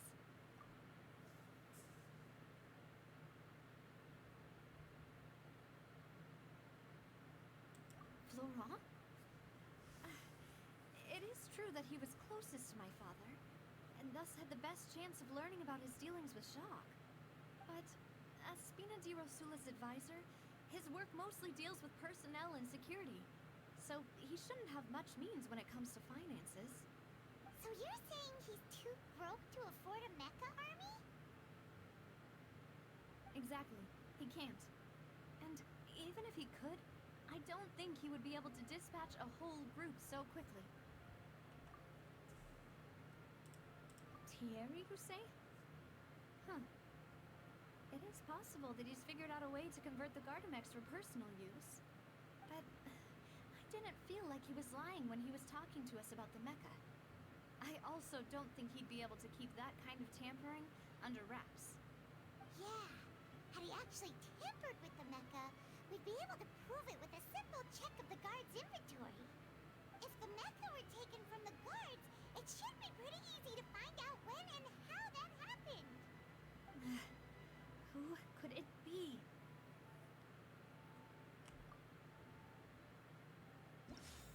Ugh.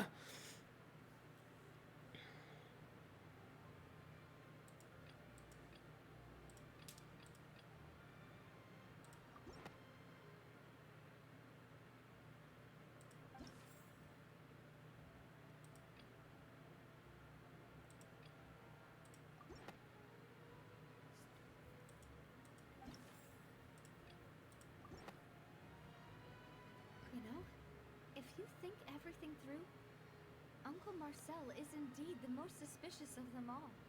Could we be missing other suspects? Malus didn't know about the people turning into water thing when he narrowed it down to these three, did he? Malus has always been very reliable, and his judgment of others' trustworthiness has been fair and well considered. When he laid out his case for the three, the rationale he gave me made a lot of sense as well. The suspect is knowledgeable about the Spina's internal affairs, has the means to dispatch Mecha to assassinate us, and possesses significant intellect and foresight. Even if I don't want to believe it, I'm starting to see how things could all tie back to Uncle Marcel. Well, we still have another trump card on top of all the theorizing and speculating. Yes, Malus did say that charging straight in there would be extremely risky. But we don't have any other options right now. We need far more solid proof before we can hope to go charging in on our enemy. Navia, here you are. Oh, I've been looking for you. Huh? Aren't you the guy from the guards? Did something happen? Yeah. News came from Irenaeus just after you left. We've got another trial on our hands. Wasn't that place built specifically for holding trials? What's so newsworthy about this one? I know. But they said the person they're putting on trial is a Fatui harbinger called Tartaglia. Oh no, not the boyfriend.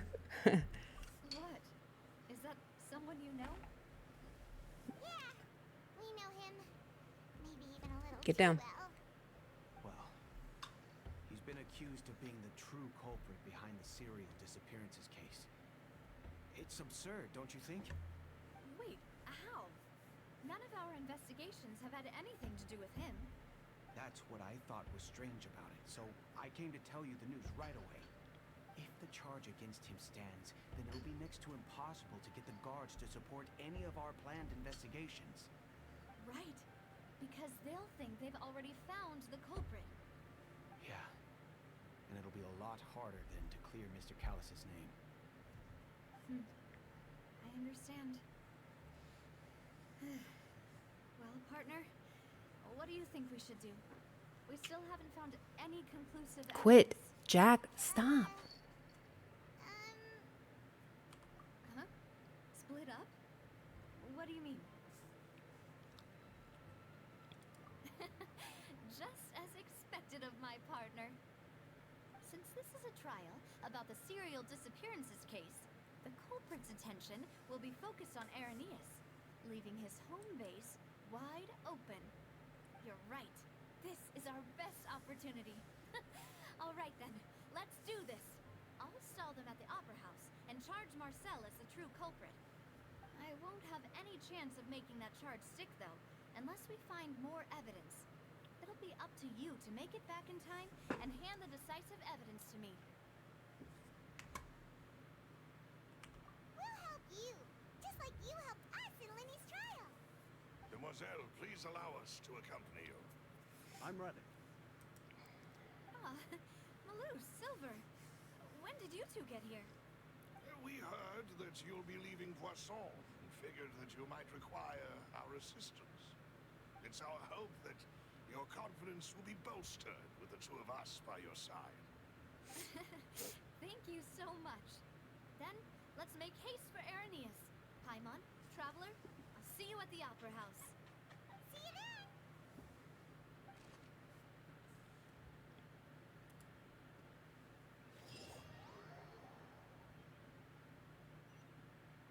Now that Navia has set out for Irenaeus, we should also get going.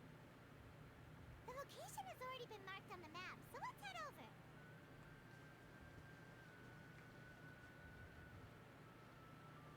Man, I need to blow my nose.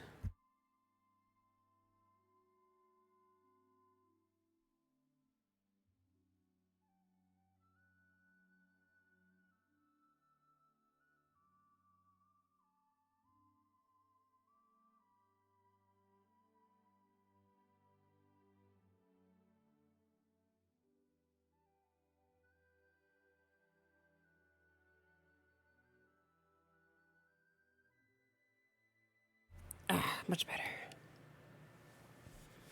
Yeah.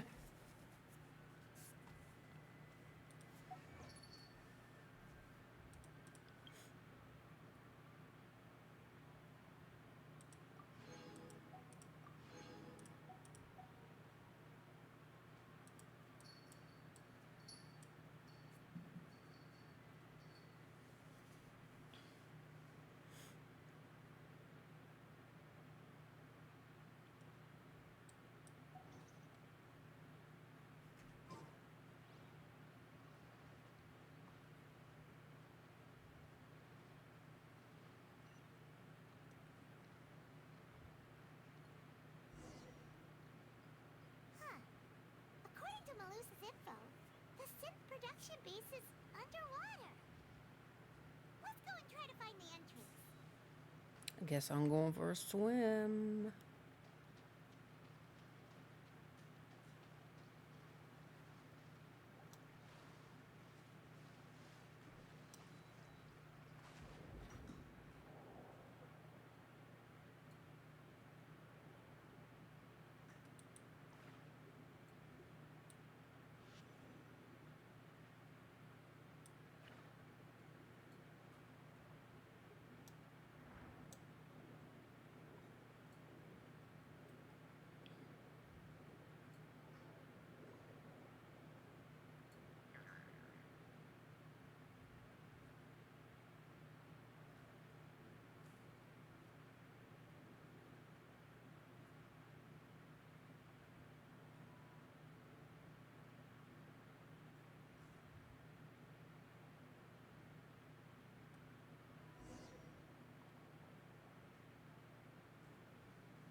Finally found it! Huh. So this is the entrance that leads to the synth production base. It sure doesn't seem out of the ordinary at all. Ah, you're right. An important place like this is bound to have a ton of protective measures and mechanisms. Navia's probably arguing up a storm right now to stall for us.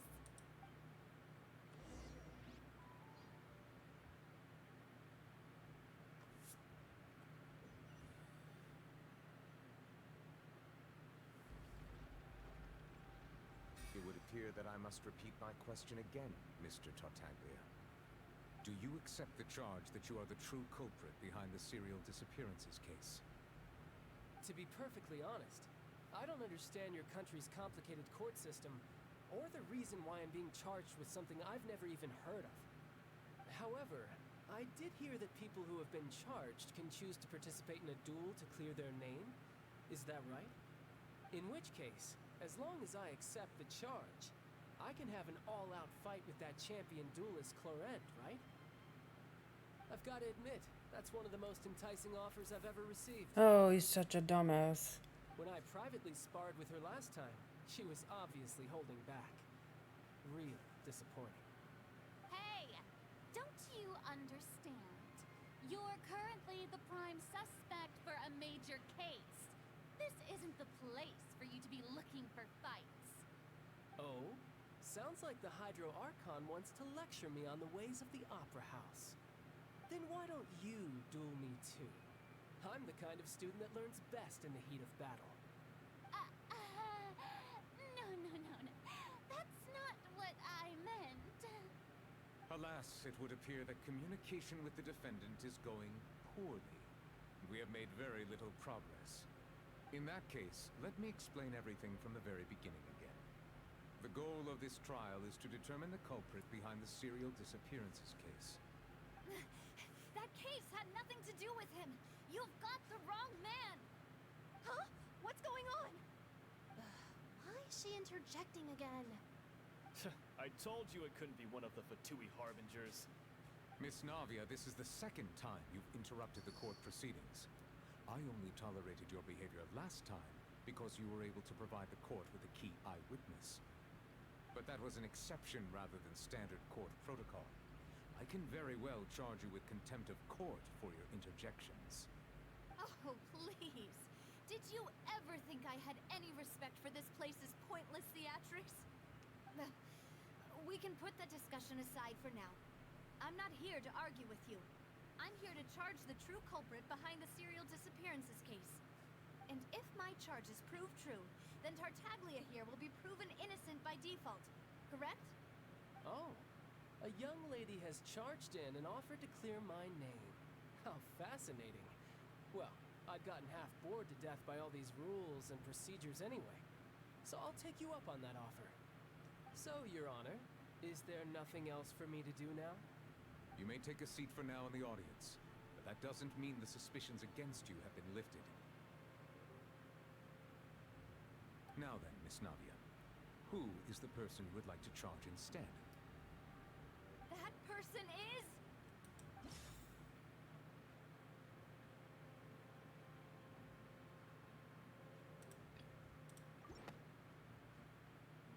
Why did it make me select it? The head of Confrérie of Cabriere. Huh? What confrérie? never heard of them in my life. I've heard of them, but weren't they Spina di Rosula's sister organization? Oh, is this going to be a friends to enemies type situation? Please let me remind you, Miss Navia, that charging someone is an incredibly serious matter. Committing to the charge also means taking on the legal responsibilities associated with it. And if the charge fails, depending on the circumstances, you may also be charged with the crime of making a false accusation. Knowing this, do you still wish to charge this man?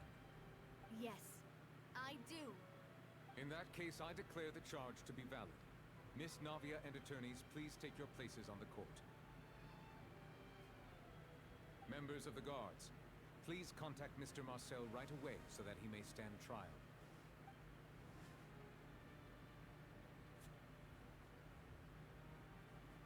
Mr. Marcel, you will not require an attorney.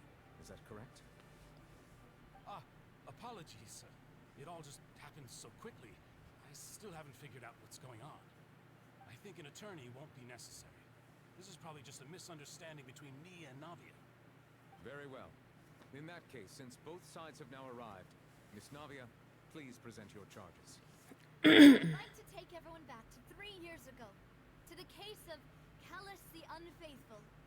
Only through elucidating what really happened in that case can we connect all the dots for the serial disappearances case. Navia, do you really think that I was the one who killed your father? Come on, why would I do that? Callus was my benefactor, and remember both you and I only ran to the scene when we heard the sound of a gun. If that's enough to make me a suspect, wouldn't that make everyone at that banquet a suspect as well? I think there's no point in getting into the specifics right now. The audience doesn't even have the big picture yet. Even I'm struggling to remember some details of that case. Exactly correct, Your Honor. I must refresh everyone's memory about that case before I can explain my charge and reasoning. I see. In which case, I will recount the findings about that case as originally recorded by Maison Gardiennage. Oh, quit making me do this. On the day of the murder, Spina di Rosula hosted a large banquet in a countryside estate owned by the Confrérie of Cabrières.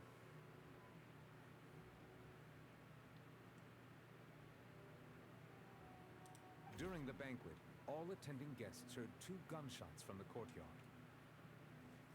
When the guests arrived at the scene, they found the primary suspect, Callus, holding a gun, while his acquaintance, Jacques, lay dead from a gunshot wound.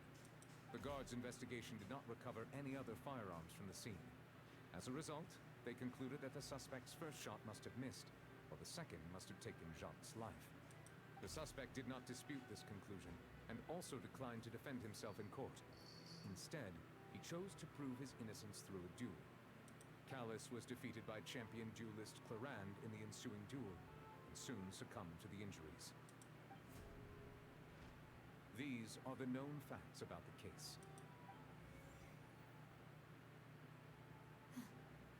The one with the motive to kill was Jacques, not my father. And even so, Jacques still had no reason to pull the trigger. In truth, the third person shot Jacques first, and was shot in turn by my father when my father seized the gun from him. After that, the true culprit turned the third person into water, erasing all traces of him from the scene. Thank you for the summary, Your Honor. Of course, the guard's conclusion appeared quite sensible to us at the time.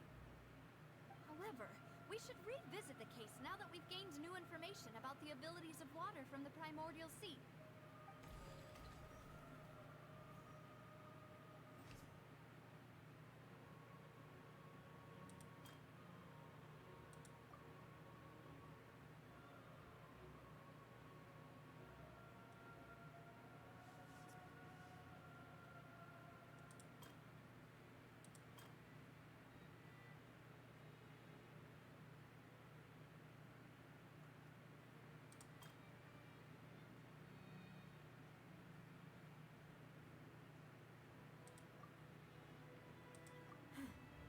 Something's not right.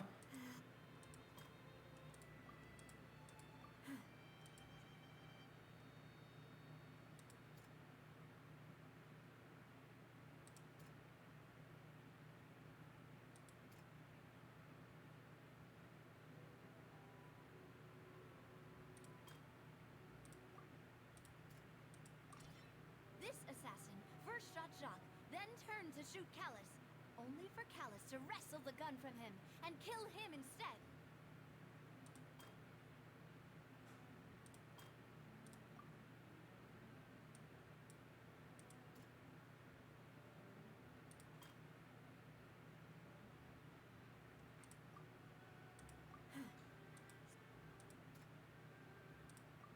I'm just gonna keep clicking until...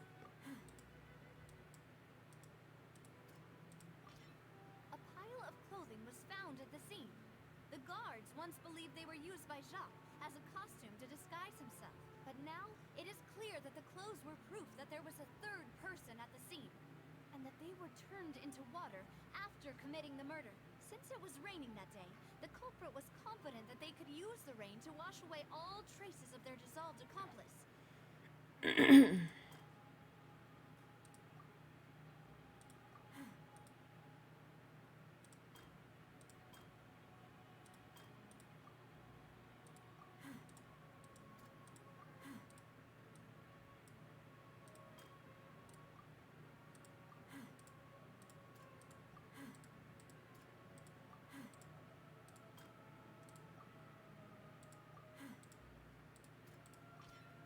testimony of the victim's family confirms that Jacques had thoughts of assassinating Callus when he set out for the banquet. However, in the end he reconsidered, and instead shared everything with Callus, hoping to seek the latter's protection. Unfortunately for Jacques, the true culprit had already considered this possibility, and had sent out another assassin. Realizing this, the true culprit caused the hired assassin to dissolve into water, leading everyone to believe Callus was responsible for Jacques' murder. This is the true version of events.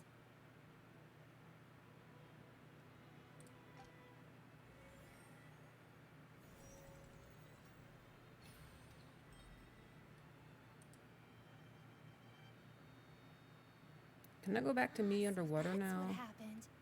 Wait, you're telling me something as dangerous as water from the primordial sea has been used for all these years? What a great theory. It also explains Callus's and Jacques' respective motives. I guess they didn't shoot each other after all. Mr. Marcel, you are the one being charged with the crime. You should provide a rebuttal if you wish to prove your innocence. Ah, but I think I agree with everything Navi just said. In fact, there was nothing in her speech that directly implicated me. Then, may I ask some questions? In my opinion, we primarily need to determine two things. One, do you have the evidence to back up your claims? I'm afraid not. At least not at this very moment. Boo! If you don't have any evidence, you should just go home. I may not have the evidence with me, but I know where I could go to collect it. If we look up the deserted clothes against a record of people who went missing around the same time, we should be able to find a match. Considering the serial disappearances case, the guards probably kept careful records of all missing persons from around that time, regardless of age or gender. That makes sense to me. Monsieur Neuvillette, I would consider this to be a reasonable investigative direction. Why do I feel like Farina's acting a little differently today? Maybe she's scared of embarrassing herself again? Alternatively, she's become more diligent after charging an innocent citizen in the last trial. My second question has to do with the ensuing duel. If the truth is indeed as you described, then why didn't Mr. Callus explain himself in court? If he had testified that a person had been dissolved, he could have at least mounted a defense. I've thought about this too, and the answer is actually pretty simple. He felt there were things that were more important to him. The dissolving power of water from the primordial sea is an important secret for the true culprit of the serial disappearances case. My father could have exposed it for all to see, but he chose to take it to the grave. At that time, Spina di Rosula was in dire straits, and his reputation had already been shattered. He had no guarantee that going forward with the truth would allow the culprit to be brought to justice. What was certain, however, was that it would paint a gigantic target on my back. boss once told me that Demoiselle had already been selected as the next target of the serial disappearances case. What? If the secret had gotten out, the culprit would have fought an all-out war with Espina right there and then. I wouldn't have been the only one in danger. All of us would have stood to lose our lives. Of course, the guards might eventually figure out the truth of the matter and determine that we were in the right. But what good would that do? How can a hollow verdict protect anyone? Had this opera house ever given my father any kind of confidence in its brand of justice, Spina di Rosula would have had no reason to exist. But by staying silent, we retain the ability to deter our opponents and continue the stalemate. I was able to become Spina di Rosula's president, which made me harder to target, as well as giving me more time to grow and learn. And once What are you doing with my microphone? and stepped up to the challenge, I will do what this opera house cannot, and restore my father's truth and honor back to him. So, you mean to say, your father intended to die in the duelist's ring? That's right. Do you have any proof? Of course. All you need is to ask his opponent, Clarand. I don't need your apology, your guilt, or your support from the shadows. You don't have to do anything for my sake. But since he entrusted his will to you, Clarand, you should tell us the truth about his sacrifice.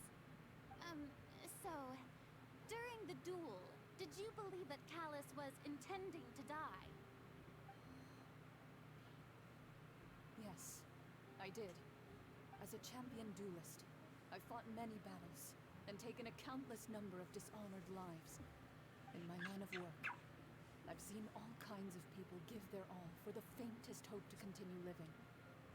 Some were determined, others passionate, and some even manic and twisted.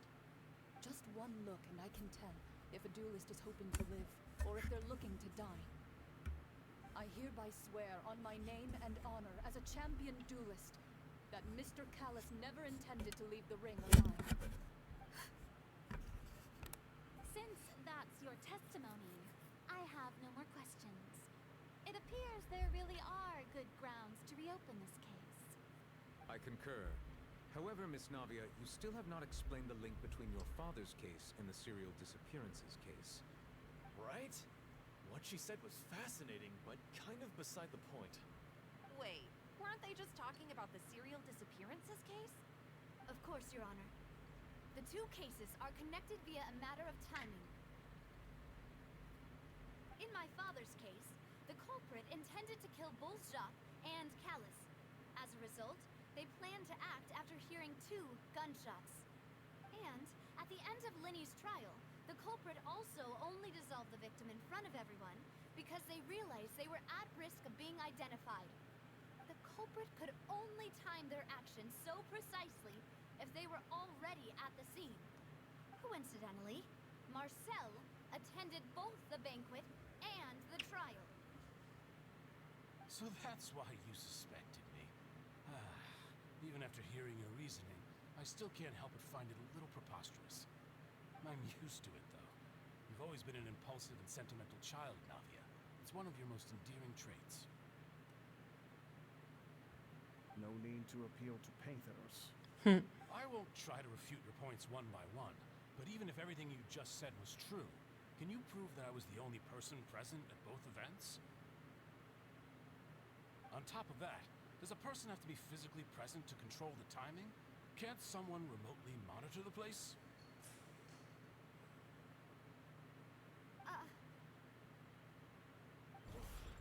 Not much you can say to that. I know that even with that, you might still think you can reduce the list of suspects with some further investigations until I'm the only one left on the list. Alas, who won't feel at least a little hurt by an accusation of murder from a girl you see as your own daughter? But if I were to dismiss this completely, you'd also think I'm not being considerate of your feelings. Ah well, let Uncle Marcel teach you another lesson. Do you know what the biggest flaw in your reasoning is? I suppose you're gonna tell me anyways. It's timing again. I'm a businessman by trade, From that standpoint, there's no reason for me to kidnap young women. It's a high-risk action with nothing to gain. In addition, I left my home in Snezhnaya when I was young to come to Poisson and work in some trade. My business only thrived when I received Callus's patronage. But the disappearances began before I ever stepped foot in Fontaine. I do apologize, demoiselle. This was my mistake. No, it's not your fault. I'm sure he had come prepared. Is there anything else you'd like to say? Would you like to check the date of my first business license against the first known case of the serial disappearances? You can also take a look at my border entry records, or ask my friends and family when I left Snezhnaya for the first time. Could those records and testimonies do something to appease the unspeakable anguish in your heart? Seems like she got the wrong guy. At this rate, Navi will be convicted for falsely accusing him. I think you've done a superb job of dissecting your father's feelings as he neared the end of his life. But aren't you going against all of his wishes and expectations right now? He wished for you to become more rational, collected, and conscientious, instead of dwelling only on your own feelings. Once you've learned to be more considerate of others' feelings, and to stop rushing headlong into things, you'd have met most of his expectations. He's making this real personal. This isn't just about me, and it never has been. The biggest difference between me and the rest of the victims is that I still have the ability to search for the truth, while that same agency has long been taken from them. The people whose families were destroyed by synth abuse, the people who lost their loved ones to the serial disappearances, and the people who suffered tragic ends due to their sense of justice. Many people's images are flashing before my eyes. I'm sure some are coming to those of you in the audience as well. And whose image do you see, Marcel? Is it a man named Vacher? Huh. Oh, so you do know that name. I'm merely surprised you'd suddenly say the name of someone I've never even heard of. I was waiting for you to say that. I don't like this jumping back and forth thing. Been sitting here underwater for ages. Don't let me back out. There was a thing out there. Oh, man. I can't go back out. Man.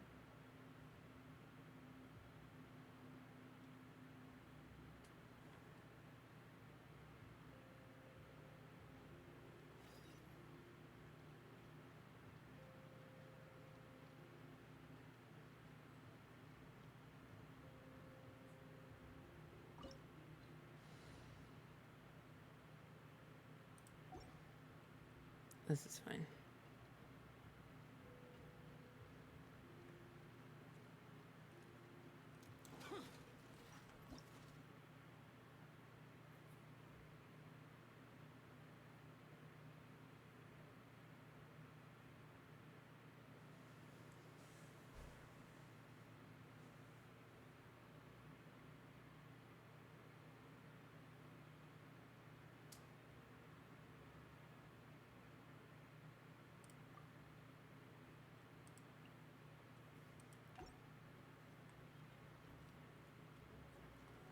Oh, there it is.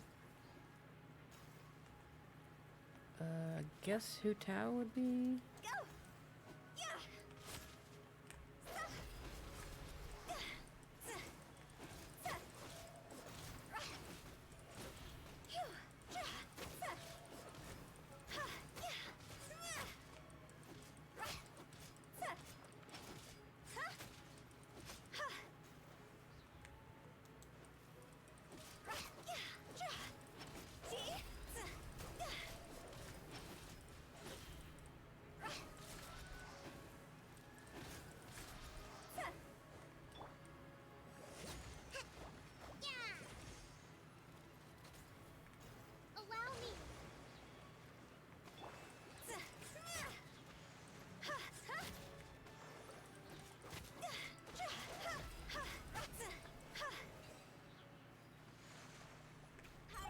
Oops, I meant to hit one. Damn it.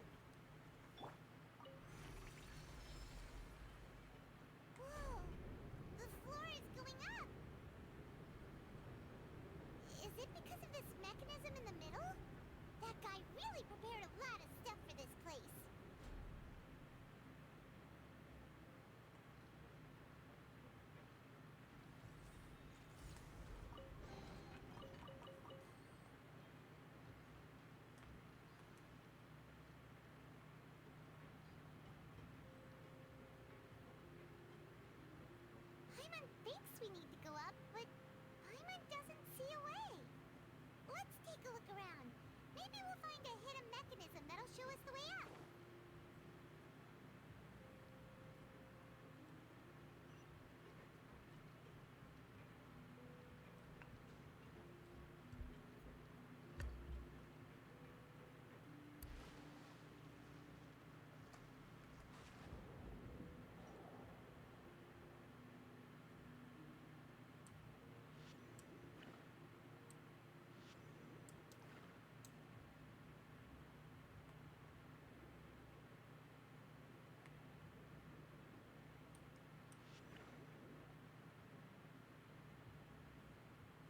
Okay, how do I blow this up?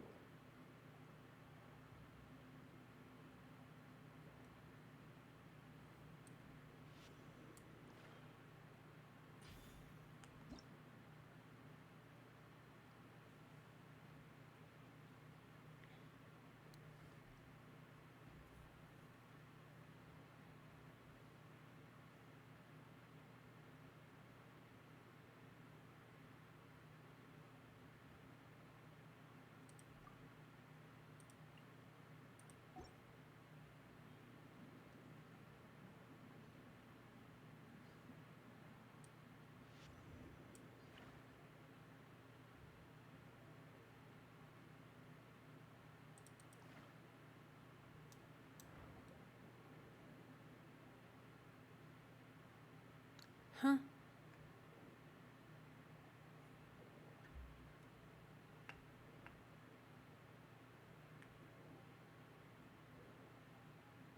Oh, E.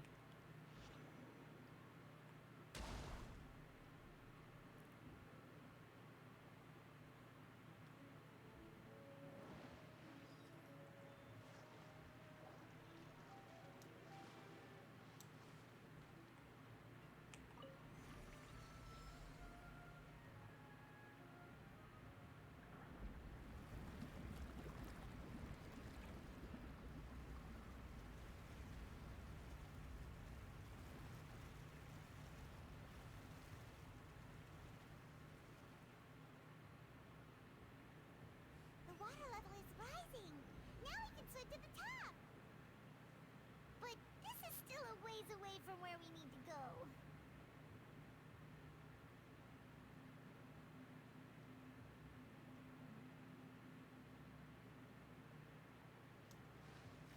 It looked much higher than that. Okay.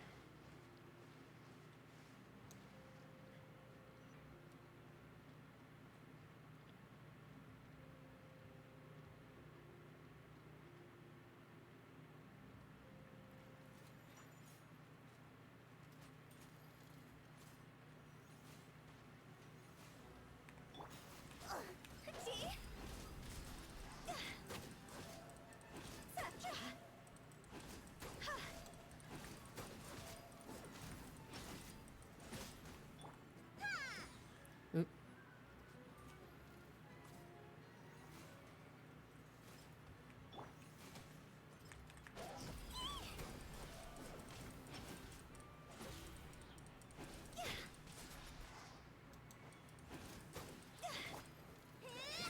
Hold the line.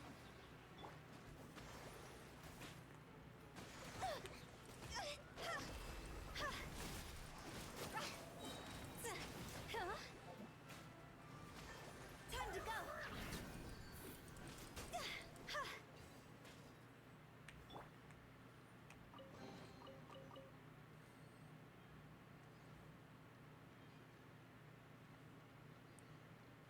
Forgot to plug my controller in. That's why I'm like struggling because I'm not used to playing Genshin with the keyboard.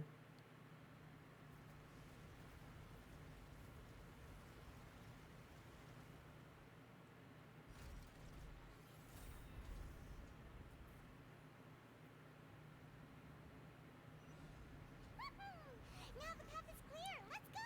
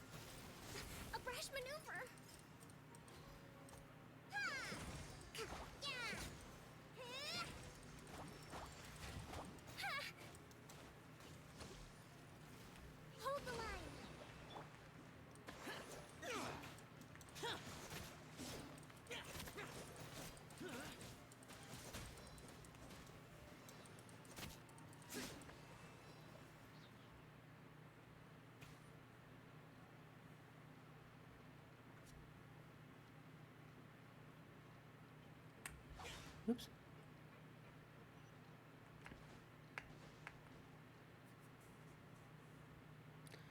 Kenochi. Okay, there we go.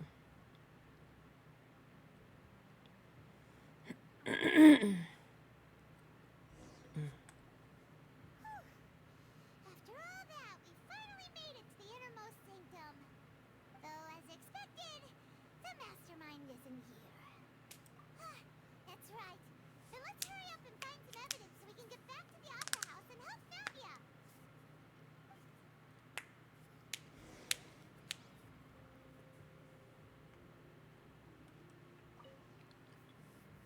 What's all this? It's a bunch of really cute things. Pink accessories, a hair tie, a necklace, even a makeup box. Oh, Paimon sees it too, but why are all... Huh? You mean the girls from the serial disappearances? They were brought here? And then they were turned into water. And all the boxes of things, these names, that means... Oh, this is terrible.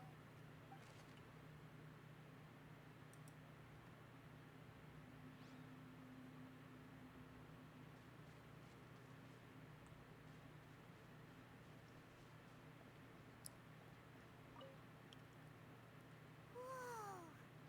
There's so much synth here. And so many bottles of ingredients that probably just contain the waters of the primordial sea.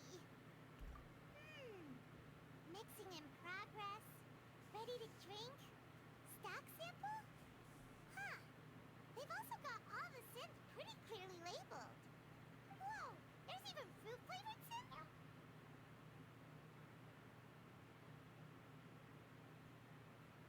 Yep, it's super obvious. It's super obvious.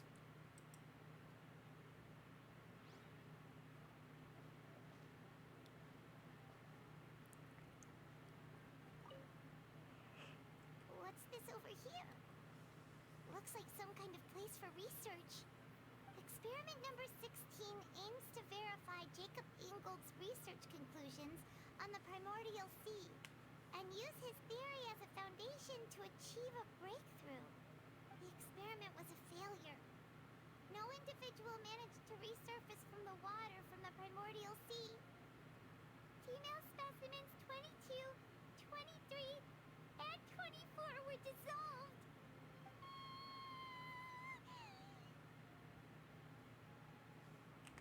Sorry, traveler. Paimon will try her best. It's just that Paimon's never read something so scary before. How could someone write something that terrible in such a matter-of-fact tone? You read the rest.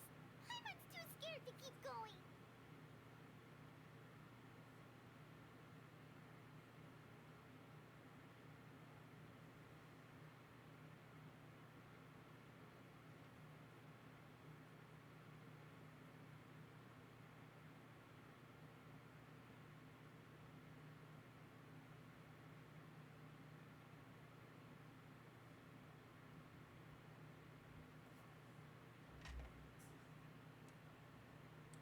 So that's why he did all of these experiments. But did he really think he'd be able to find a way just by dissolving people over and over? That's just insane! Huh? Isn't that the name you heard by the fountain? Paimon thought he was an eyewitness in the serial disappearances case. Ah, you mean Vache is the one who did all of these... experiments? So that's it! Vache was no victim, but personally took his lover and... No, that's not it either! If that's the case, why would he want people to resurface from the water? In any case, Paimon will write it all down.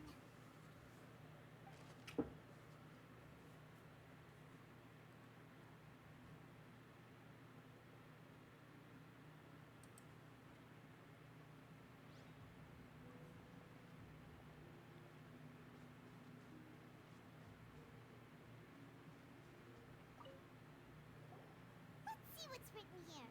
Nothing escapes Detective Paimon. Except a lot of things. Callus.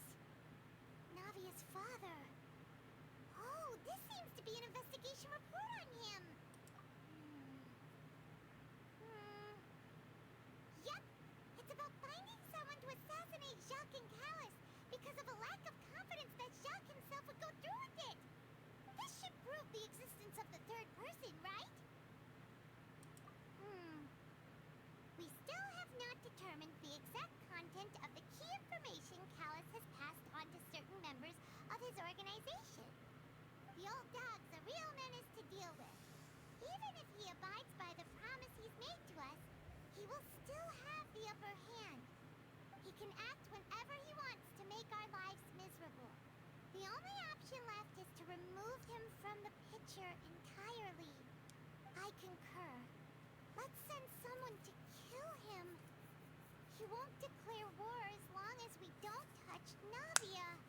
Oh, seems like we've got a bunch of correspondence between the higher-ups.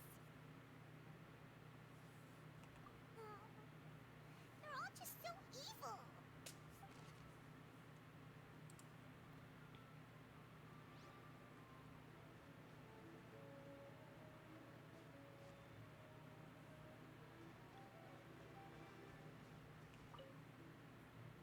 Oh, look!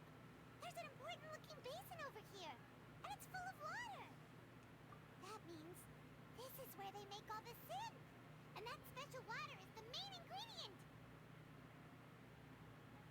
If you dilute it with normal water, you'll get synth, but the pure stuff can dissolve a human. Paimon will take notes on this incriminating evidence.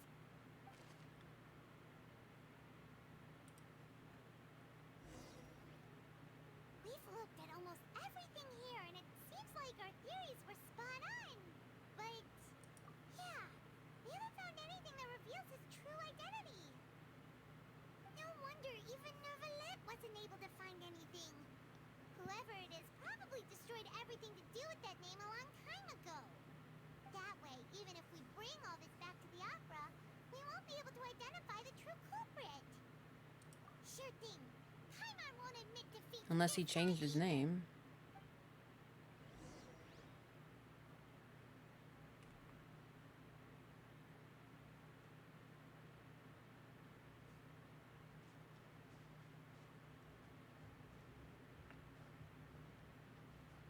Oh, I can't go past that. Okay.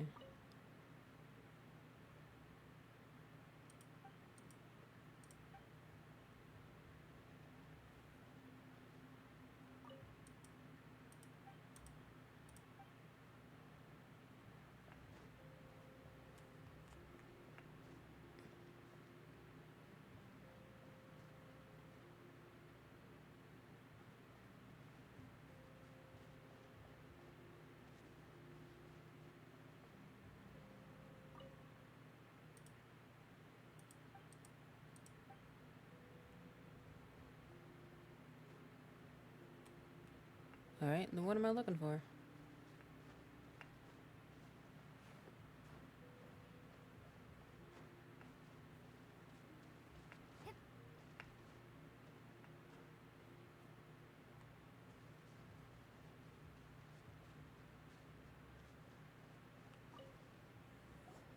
You take that side, and Paimon will take this side.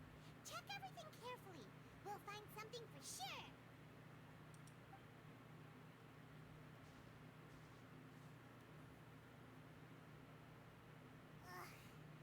Nothing at all. And Paimon can't even find snacks either. Why would there be snacks down here? Come on, girl. Whoa, really? Let Paimon see. Premier. Isn't that Vache's lover's name? And you found her diary. Aw. It's just a normal diary chronicling their love story. She was so sweet, too. Oh, Paimon feels even worse for her now. Boy, I wish I could read that. So many! A whole page's worth! But they're all crossed out. Was she unhappy with all of them? The final name she decided on was Marcel.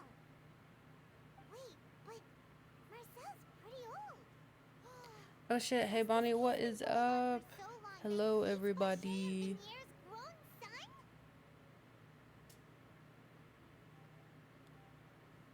We are under another investigation where this game is making me play Ace Attorney all of a sudden, and I'm terrible at it. I have to get to bed to have fun with Genshin. Thank you. Looks like you're in Fontaine. I am finally. Yeah, I am super behind. I've been trying to catch up on the Archon quest, so we are currently doing that one in Fontaine. We're on like the second half of it or whatever, or the second. Oh gosh, I forgot. The word just slipped my mind. Arc. Whatever. This quest is good? Oh man, I'm so behind. I heard lots of good things about this one. I love Navia. She's great. Say the name of someone I've never even heard of. I was waiting for you to say that. Oh thank God. Okay, I was hoping it would make me run all the way back. I just knew you'd return in the nick of time. I figured you would want to cosplay her. She's very U-coded. The rules of this court. Poor Neuvillette. It's all right, Monsieur Neuvillette. Given their confidence, I expect they found the crucial evidence. Very, yeah. No, I can see it for sure.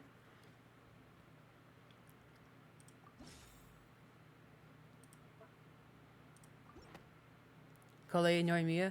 Oh, I love Calais. She's so cute. I want to be. Oh, we got a cutscene. Huh? I want to do Albedo and Stanley's handler. Yeah.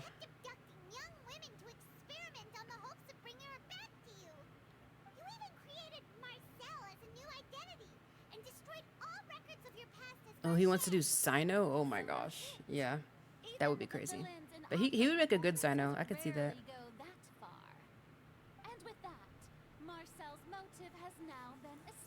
Yeah, there's still a couple more Genshin cosplays I want to do, but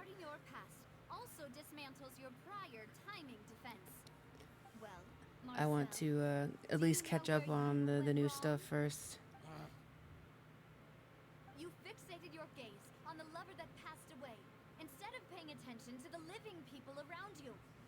So, you never noticed how we changed, or how we grew as individuals. You also never understood Boss's real expectations for his daughter. Or our determination to see things through.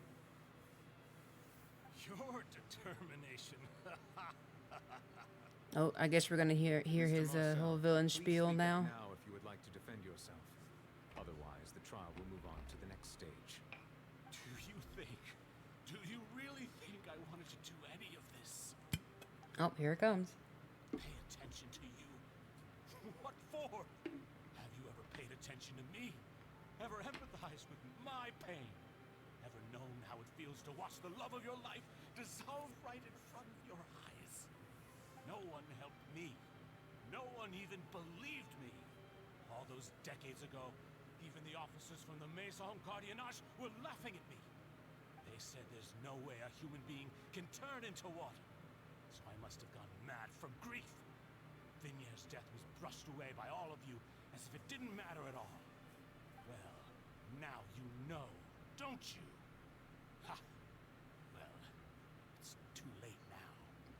All those who were dissolved are gone forever. You only have yourselves to blame.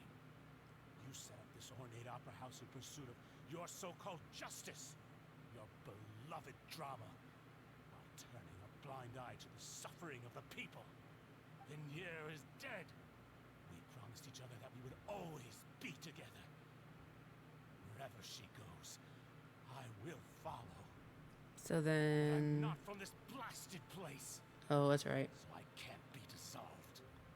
No matter what I do. Hey, is that water from the primordial sea that he's drinking? I can't dissolve. Can't dissolve. Can't dissolve. Do you all see? I can't go. I can't follow. So if I can't go where she is, what choice do I have but to try to bring her back? I did all of that, and in the end, that accursed Callus still got the better of me. I spent my entire life living on pins and needles, only to get stabbed by his idiot daughter at the very end. Idiot, that's not very nice. The suspect is exhibiting signs of mental distress. Mental distress. Yeah, he's crashing out. Touch me! Don't anybody come near me. I still need to save Vignier. Her promise. I made a promise. Vignier. Vignier. Please, Vignier. Don't think badly of me. All I want to do is fulfill our promise. At this point, the verdict of this trial is clear. With Mr. Marcel's conviction, the charges against Mr. Tartaglia no longer have any basis. Fine by me. I was in a bad mood, but after a show like that, I'm actually feeling pretty good. I like how he just gets swept up in things. All the evidence you have collected to the guards, so that I might review and summarize the truth behind the serial disappearances case. Okay. The man now known as Marcel was originally named Vacher and worked as an adventurer with his partner and lover Vignier.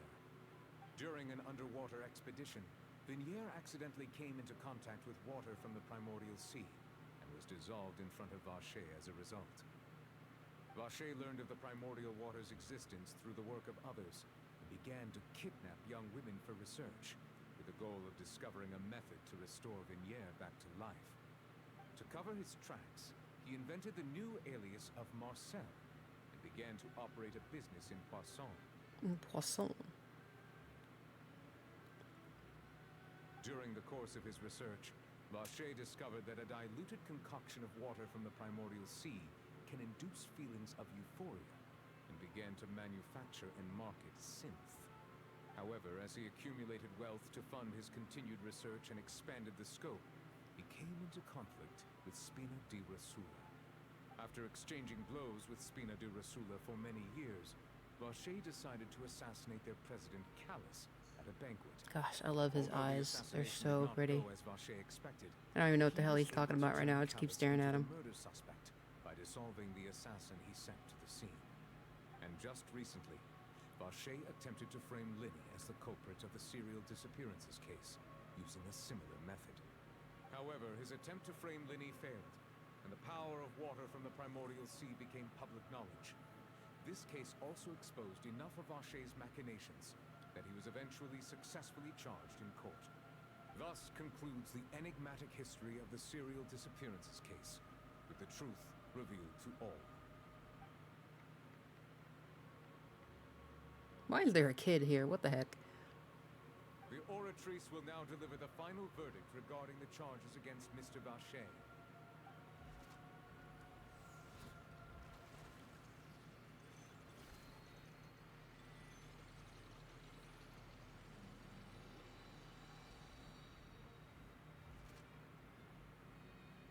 According to the judgment of the oratrice mécanique d'analyse cardinale, Oratrice Mr. mécanique Vacher d'analyse is cardinale. guilty.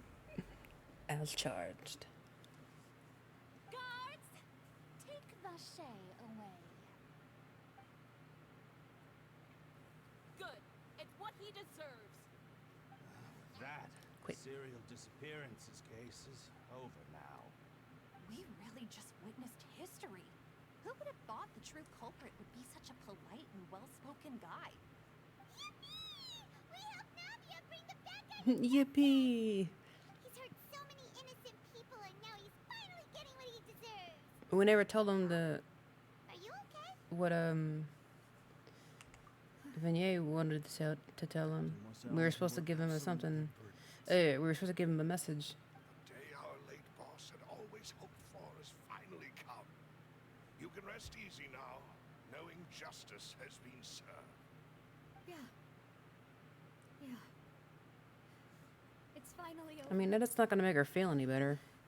It's all thanks to you guys. And my partner. See, Papa? Spina di Rosula's still doing well with me at the helm. Well now, hasn't this been a most delicious piece of drama? The villain has been caught, justice has been served, past wrongs have What been are you righted, even doing and here, it's a Tartak? pretty Go happy home. ending. Since it's been such a great show, I'll just let the false accusations against me slide. Either way, I've still got some business to attend to. So, if you'll excuse me... This man. Please wait just one moment, Mr. Tartaglia. What now? None of this has anything to do with me. According to court protocol, since this trial was initiated due to a charge against you, a verdict must also be made regarding the initial charge before the trial can conclude. But... Oh, come on. Is this really necessary? Haven't you already caught the real criminal? Isn't it time for side characters like me to exit stage left? Please respect the laws of Fontaine. This has always been the rule. Watch it come up and say not guilty, or like guilty just for the hell of it. All I need to do is stand over there, right? Let's just get this over with. Through How, evidence Jack, presented in the stop. public trial that was just held, it has been established that Mr. Tartaglia has no direct connection to the serial disappearances case. The guilty party has been identified, and thus it is logical to suppose Mr. Tartaglia is innocent of the charges. We now turn to the Oratrice Mécanique d'analyse cardinal to render the final verdict on the charges. I mean, he's guilty of some shit, but not this. According to the judgment of the Oratrice Mécanique d'analyse cardinal, Mr. Tartaglia is guilty. What? Hey, hey! That's not funny! Didn't you just say I'm supposed to be innocent? What's with this verdict? Is your justice machine malfunctioning? Huh? This has never happened before. The Oratrice actually returned a different verdict from the Chief Justice. I mean, have you ever heard of an innocent Fatui? Exactly. I mean, he's guilty of other stuff. He's just not this.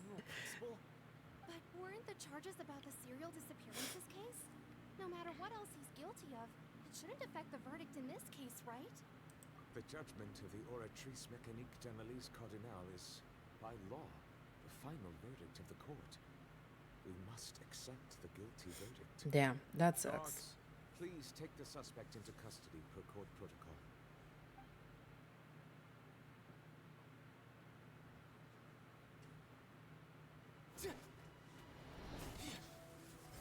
Get down, bud. So this is how justice is done in Fontaine. What a joke. You've got your rules. Well, I've got mine too!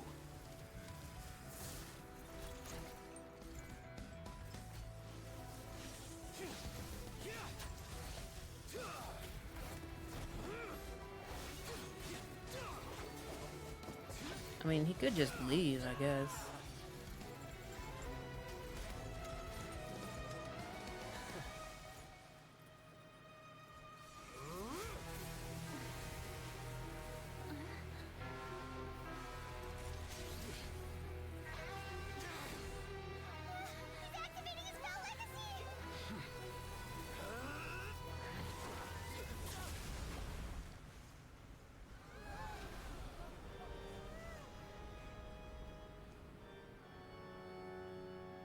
I am sorry. If you have been wronged, we will find the truth. But the rules of the court must be upheld. Damn, just bitch slapped him.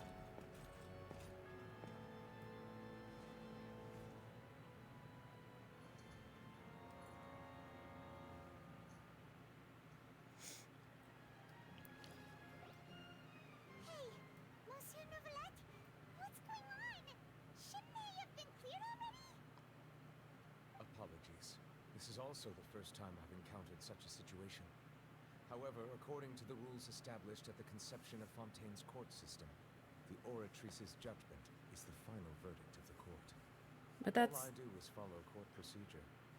As for why the Oratrice arrived at the conclusion it did, you should probably ask someone more knowledgeable than me. Oh, this is where we go talk to Farina. Why are you looking at me? I had nothing to do with it. I don't know what happened there either. Hey, stop staring at me! Ooh, she's throwing a fit. What does Lady Farina mean by that?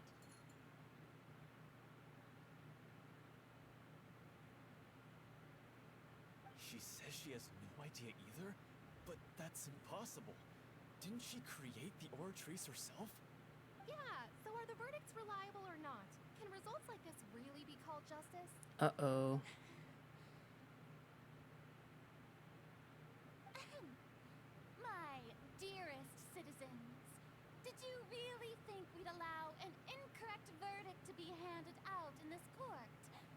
Did you really believe that the judgment could be mistaken, or be the result of some sort of random mishap?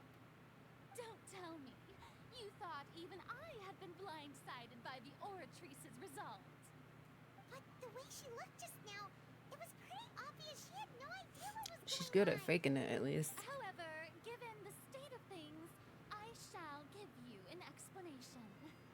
Everything that just took place, including my supposed shock and bafflement, was a part of an elaborate performance, with every action meant to stir up drama and excitement. And, of course, for every performance there is a script. Everything has unfolded exactly as I expected from the very beginning. As the embodiment of the very concept of justice, the Oratrice shall never render an arbitrary judgment! If you thought Child had nothing to do with the serial disappearances case, it is only because you've been blinded by the Is it just because he's from Snezhnaya too? Everything he's done, not to mention the danger he poses, are beyond ordinary comprehension and completely unforgivable. All shall be revealed in time. You will come to understand my noble intentions, as well as the absolute correctness of the Oratrice's verdict.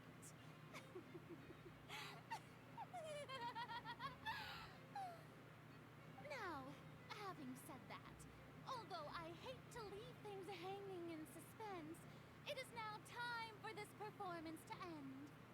As the lead actress, I shall be the first to take my leave. Toodaloo! Toodaloo. So she chose to make her escape after all, did she? So you're saying we shouldn't put much stock into what she just said? Nah, man, she is bluffing for real. She probably just put on that performance to save face. As for the truth, it's unlikely that she actually has any idea. However, please be assured that I will continue to investigate this case in a personal capacity. Just as I promised, if the judgment has been incorrect, we will do our utmost. I mean, like somebody else said, he's still a harbinger, so he's definitely guilty of some shit, but Take your word for it for now. After all, he's done plenty of bad stuff. So he yeah, exactly. I mean, he's still he's still technically a bad guy. Don't look. Okay, well, all the people in my party are really short right now, but you don't have to look down like that. Oh, Monsieur Neuvillette! That power you showed when you took him down. Who are you really? I'm the Chief Justice of Fontaine, of course. If officers of the law lack the strength and capability to enforce it, then it makes a mockery of justice.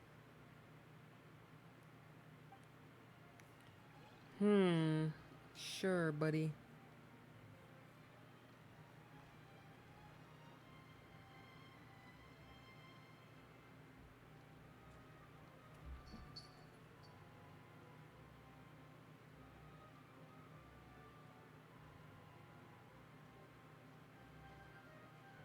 Pardon me.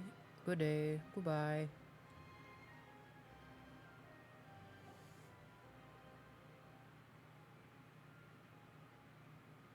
Wait, wasn't he already taken out of the room? Traveler! Hey! Traveler! What do you want? Marcel! What are you doing over here? Stop resisting arrest! Cease, or we'll add another charge to the list. No, wait! I just want to ask the traveler something. I'm not looking to run away. Please, please, just let me ask this one small thing. Go on. Thank you. Thank you. I was being led away when I finally realized something. Where did you first hear the name Vacher? I erased all records of that name. So, unless... Are you still trying to prove your innocence? Give it up. You've already been convicted. Oh yeah, I keep forgetting it has me scroll to... There we go. Really? You did? You were sure? You met her? But how could that be? How did you managed to do it. The Fountain of Lucine? Then she's been so close to me all along. And I just never... Please give me a chance to talk to her again. Just let the Traveler take me to the fountain to see her one last time. This is the last request I'll ever make in my life. You can do whatever you want to me afterwards. I don't care. What? Give an inch and you want to take a mile? Do you think serial killers get to make requests like that? Paimon agrees. Why should we give him what he wants when he's only done? Well, no, we have a message to give him. I don't know if we can get it to her himself, but... Is it worth as much to you as your life? Of course! Wait, no. It's worth even more than my life. Humans. Will they betray the instinct to live just to satisfy spiritual needs? Very well. I will grant your request. Your Honor, I fear that... I will go with him. You do not need to worry about any escape. I will personally escort him. In that case, I shall leave him in your most capable hands, Chief Justice. Thank you. Thank you, Your Honor.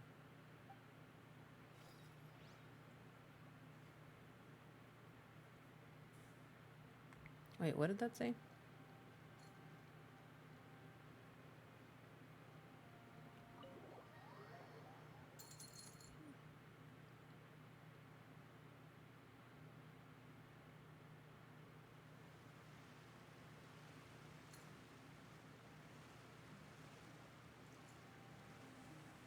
Ow, what are you doing, cat?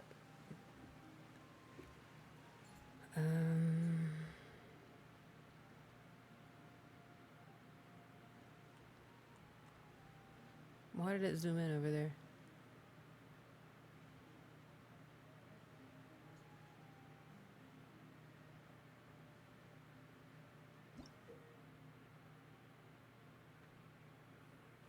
Oh, this is where the sigils go. Gotcha.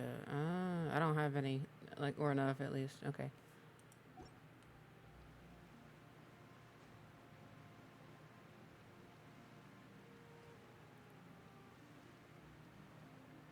Okay, it like zoomed in over here. What for?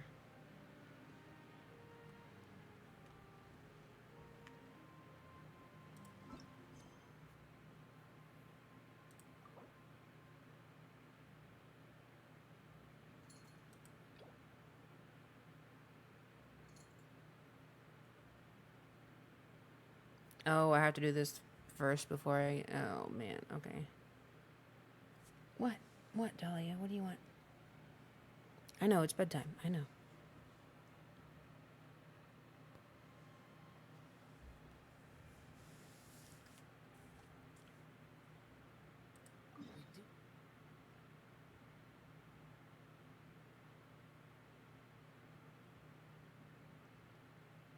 What? It says that this area is occupied. What? Okay.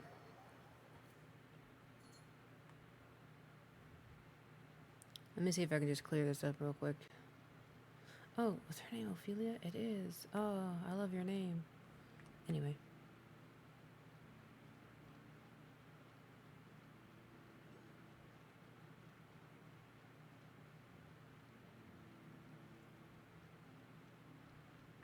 Ah, it's Miss Charlotte.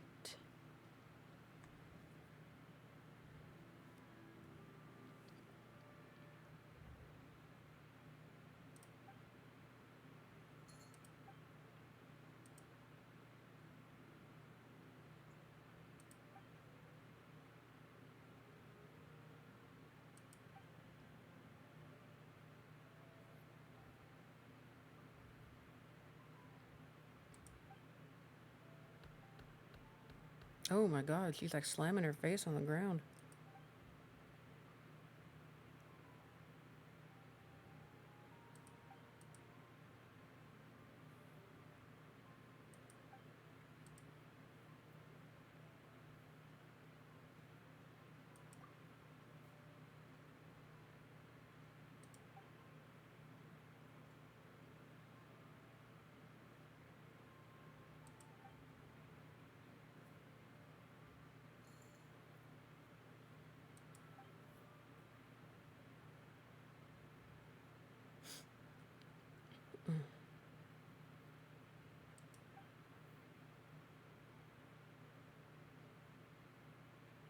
Spectre Man.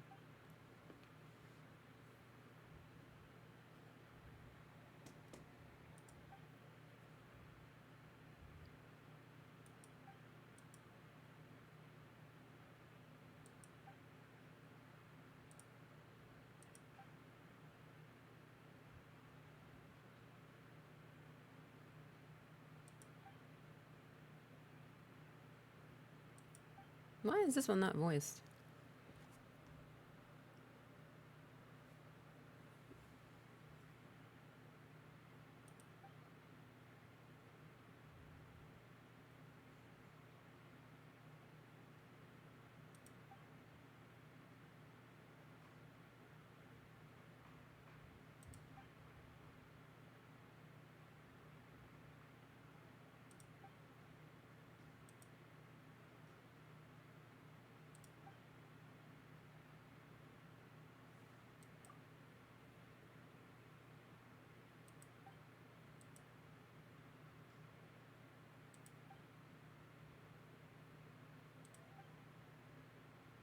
Oh no, she's crazy.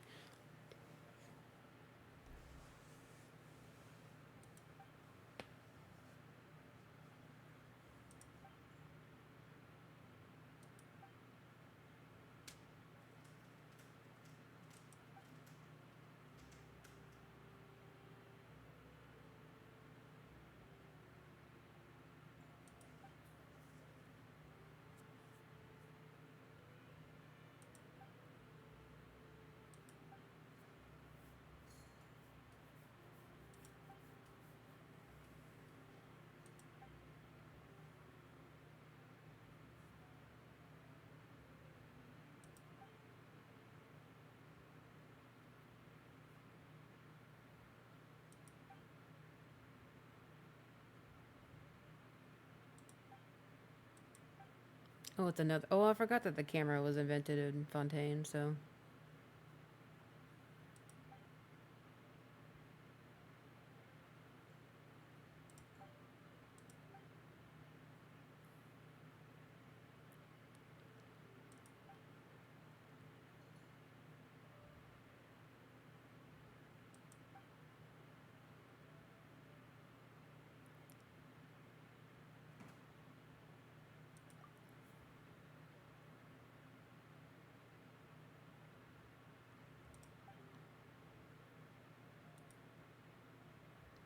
Boy, she turned around quick. Well, that's good.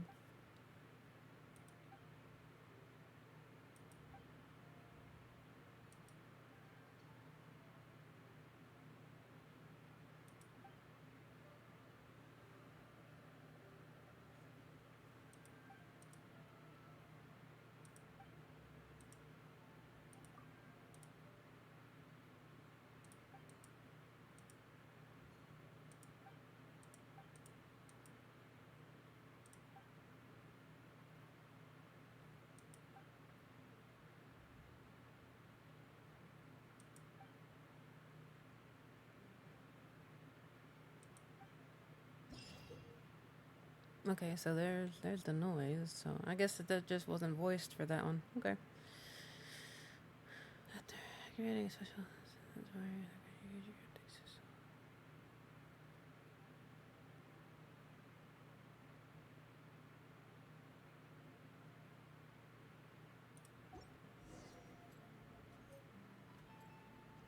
Yeah, I wasn't even near the fountain, and yet it says I could. Okay, well anyway, now I can go there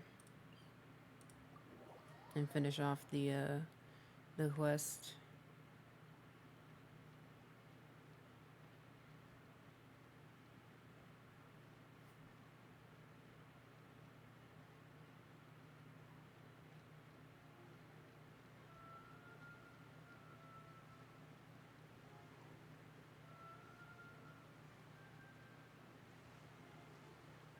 There we go. Oh, it's nighttime again. Okay. Is this the place? You said she's here, but what do I need to do to see her? Yeah, and even Paimon could hear her after drinking that thing. Didn't you just drink a lot of it on the stage as well? Oh, in that case... Vache,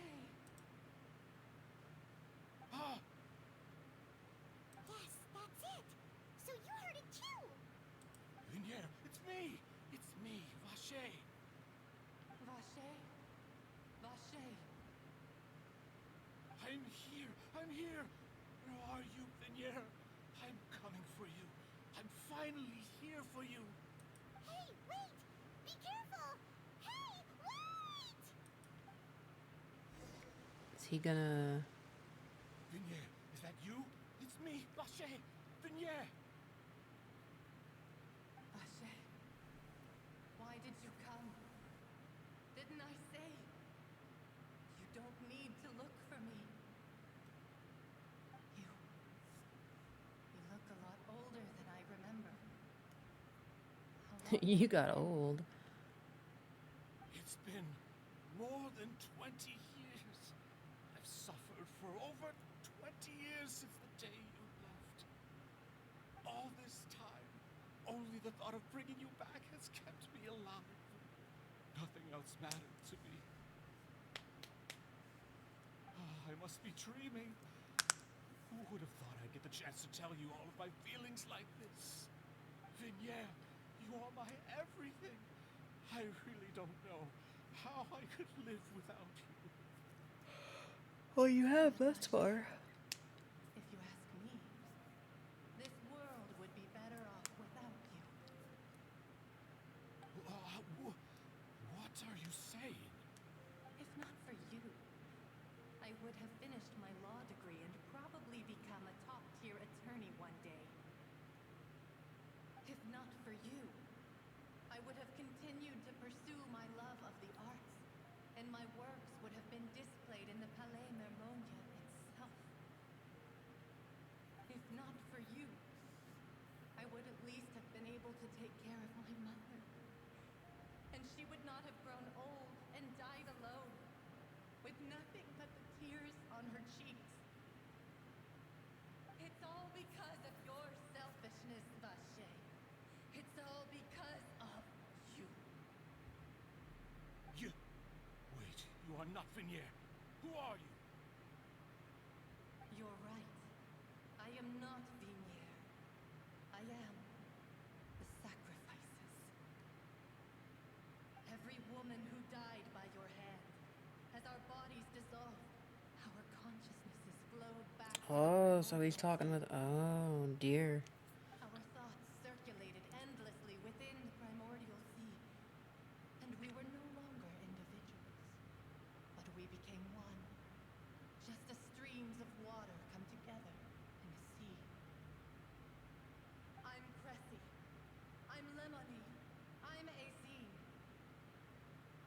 The only one I am not is Vignier.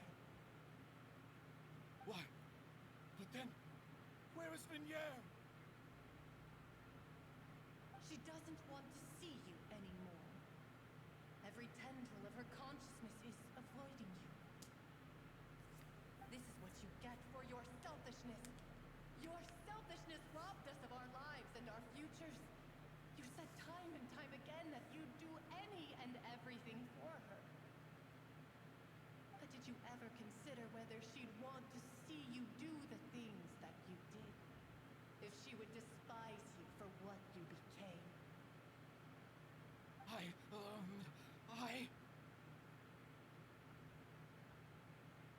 You are a liar, a heartless murderer, and a cowardly narcissist.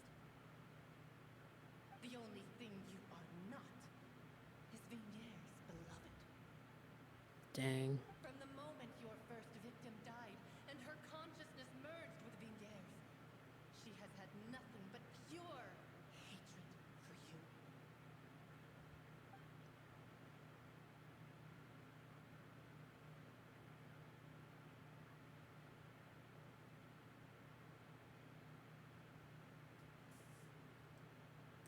No! Vignier! She can't hate me. Let me see her. Please! Have mercy! You still don't understand. When I said don't look for me, that came from the real Vignier. She really doesn't want to see you anymore. But on top of that, she also said that because it's her final drop of pity for you. said that because she knew that if you did come here, we will show no mercy to you. Vache. Vache?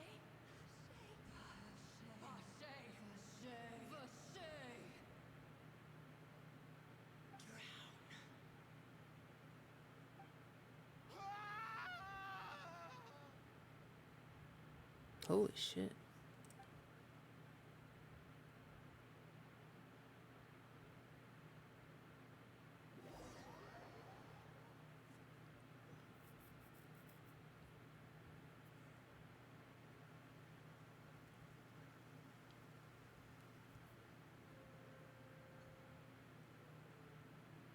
Finally, we have some time to do shopping.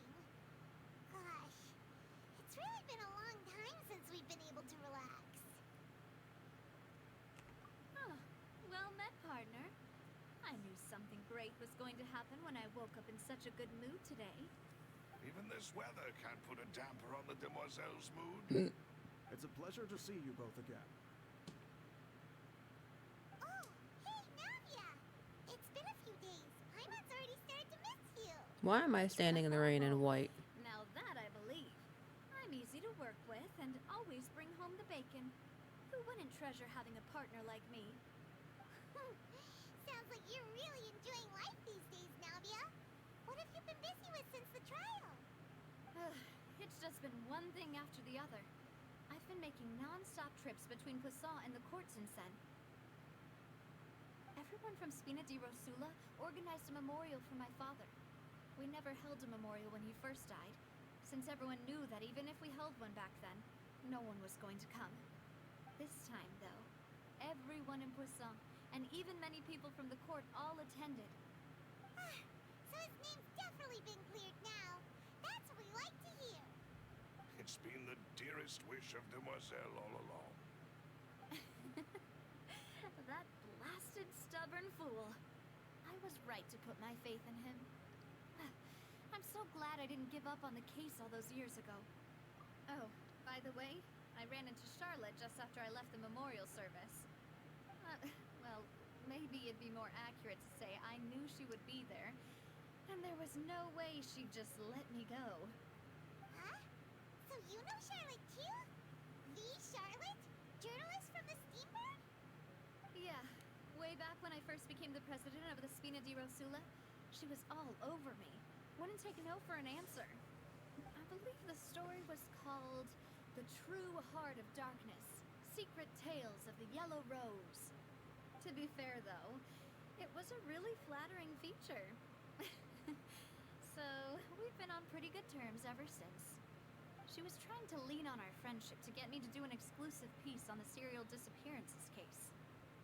Oh yeah, she told us about that. She's always been super interested in that case, so now her wish has finally come true too.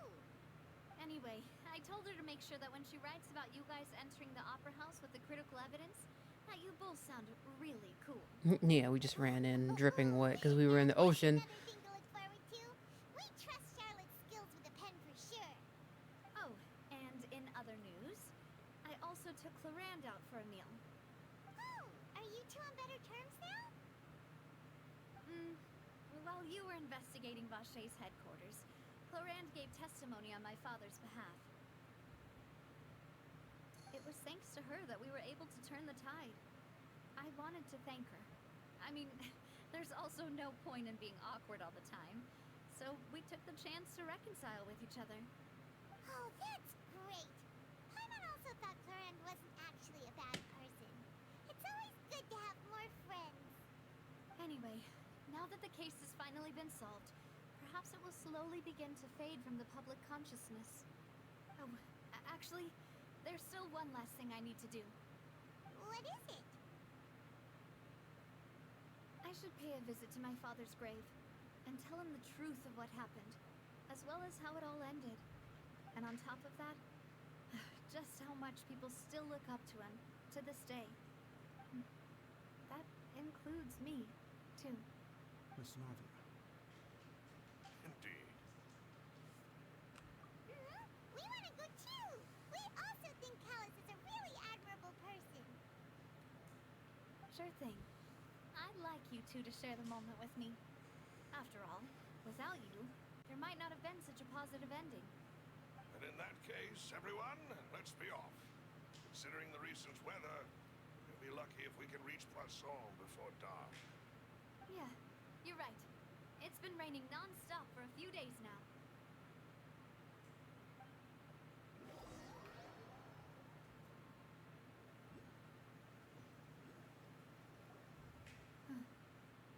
This is where my father's grave is.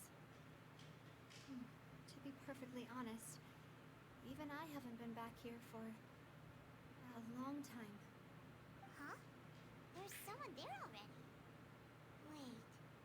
That figure. It can't be. Isn't that Nervalette? Why would the Chief Justice be here? Huh? Navia?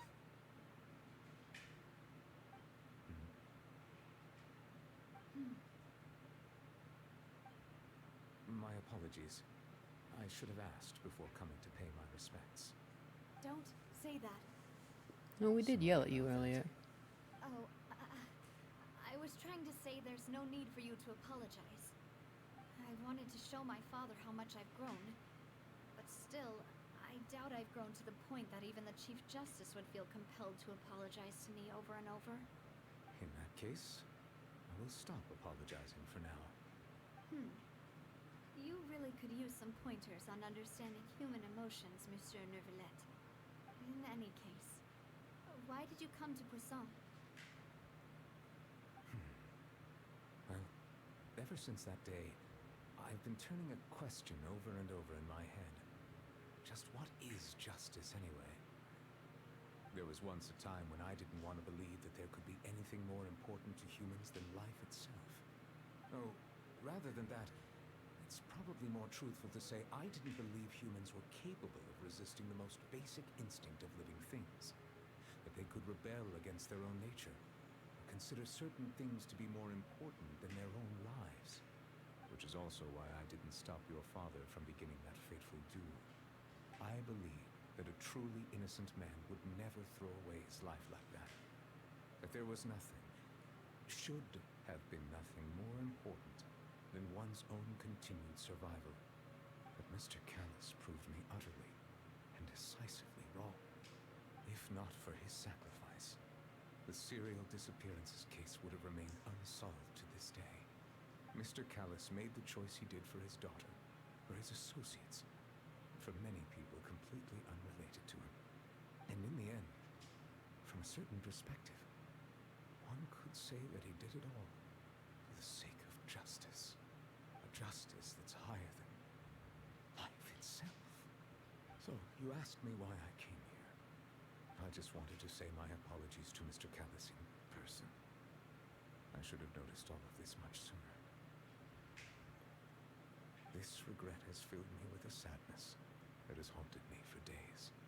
That high and mighty chair in the Opera Epiclese indeed insulates one from many important things.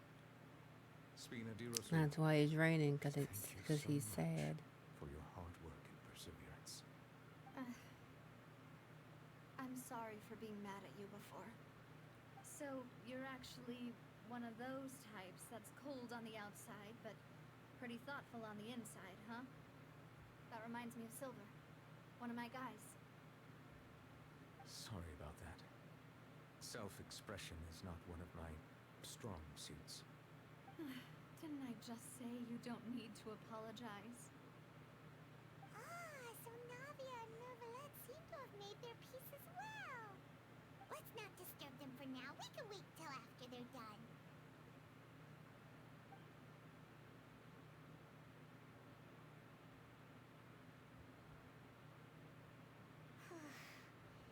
Paimon's never paid respects at someone's grave before. Did Paimon do anything rude there? Huh? Oh, Paimon didn't know that was a thing. Why, Paimon doesn't know what she would do if she can't fly. Oh no. Paimon hopes Miss Navia won't be too mad. Anyway, Nervalette is still standing around there. It's not often that we can catch him alone like this, so why don't we go talk to him for a bit? If we can't talk the lady for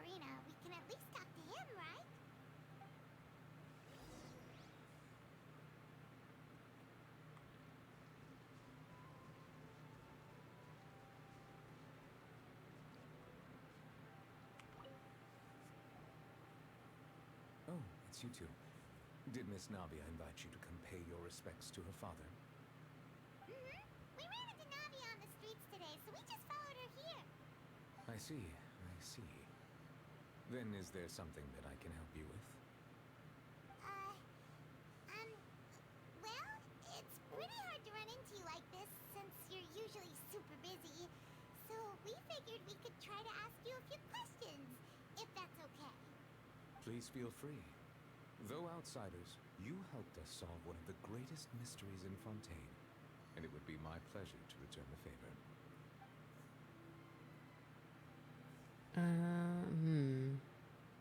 I guess all of them would be one to ask. At court, the bad guys referred to that special water as water from the primordial sea. But what is it really? Truthfully, that name is already quite accurate. I can only surmise that Vacher and his ilk only learned of its nature and existence after extensive research. There used to be a special sea on the surface of this planet. The nature of its seawater was rather different from that of the sea we know today. Most of Tevat's life forms were first born in that special sea. You could say it nurtured much of the life on this planet. Huh. So it really was where everything began. It makes sense to call it primordial then. But today, the primordial sea no longer exists on the planet's surface. What Vacher discovered must have been some kind of special case, or a remnant from a truly ancient age. Huh. So that's how it is. Oh, you really know everything, Monsieur Neuvillette. But if that's the case, then why would people, at least people from Fontaine, dissolve in that kind of water? Indeed. Why would the primordial sea, which was known to engender and nurture life, suddenly reverse itself and devour life instead? To be frank, that also doesn't match my understanding of this world and its laws. There must still be some unknown secrets around the people of this land. Is there anything else you'd like to ask me about? That the sea levels will rise and everyone will be dissolved in water, leaving Farina crying alone on her throne, but the sins of the people will be finally washed away for good. Does that appropriately summarize the version you've heard? That's right! It was Linny that told us back then. And that about covers all the main points. Yes, up to the present, I think we reached a point where we have no choice but to confront this prophecy directly. Rumors have it that this prophecy is rooted in the last words the former Hydro Archon left to the world before she passed away. A prophecy? Of the former Hydro Archon? Wow. This is the first time that we've ever heard of it. Two parts of the prophecy have already proven correct. The rising sea levels and the ability of the people of Fontaine to be dissolved. We should be more vigilant and stay on the watch for further signs. Speaking of the prophecy, Farina has also always taken it quite seriously. Indeed, she has been collecting information and intelligence from across Tevat for this purpose. If the rumors were true, then perhaps this prophecy is the conundrum left to Farina by her predecessor. But with Farina being the way she is, can we really trust her to solve it? Is there anything else you'd I like like to how he ask me? completely ignores that question. My apologies. My investigation has still not reached its conclusion. However, I still believe the judgment of the Oratrice was not rendered arbitrarily. But you also said you thought he was innocent. He's innocent of that For crime. many years, I have been quite aware that the Oratrice does not simply mechanically repeat the verdict that I give on each case. As a divinely created mechanism, the people's unified faith in the concept of justice is integrated into it. Not only can it produce the incredible power of indemnitium, but it likely also possesses other traits, such as self-awareness. Which is all to say, I've been prepared for a situation like this for a long time. So when Linny told us that he heard a human voice from the room where the Oratrice's core is stored... I was not aware such a thing had occurred. Perhaps that could serve to prove my conjecture. I will add that to the list of items to investigate. In any case, I am inclined to believe that the Oratrice does have a methodology all its own. We just do not have enough information. Based on Farina's reaction, I doubt even she had any idea what was going on. She managed to bluff her way through it, though. The time-tested twin tricks of bravado and drama. While we do intend to get to the bottom of this, for now, we regret to say that the Fatui Harbinger will just have to bide his time in the fortress of Meripede. If we did incorrectly convict him of crimes he did not commit, we will most certainly compensate him to the fullest extent allowed by the law. Oh, he doesn't need money. The only compensation he'll want is a no-holds-barred fight with you. Is there anything else you'd like to ask me about? Your sibling, another blonde-haired traveler. I'm sorry, but I've never seen anyone who matches that description. If he ever stepped foot in Fontaine, I'm sure he followed our laws to the letter and had no reason to appear on the stage Or of the opera. he just never showed up. Is there anything else you'd like to ask me about? Very well. It was my honor to provide you with what answers I could. I very much enjoyed conversing with you. It will soon be time for me to leave this blissful tranquility behind and return to Palais Memoria. You really are super busy, Monsieur Neuvillette. Paimon thought you only came here to pay your respects today because you had the day off. Crime and villainy do not have the day off, and so justice must work around the clock as well. This is merely the nature of a justice's work. All right. You've got a point. Huh? Paimon just noticed that the rain has stopped.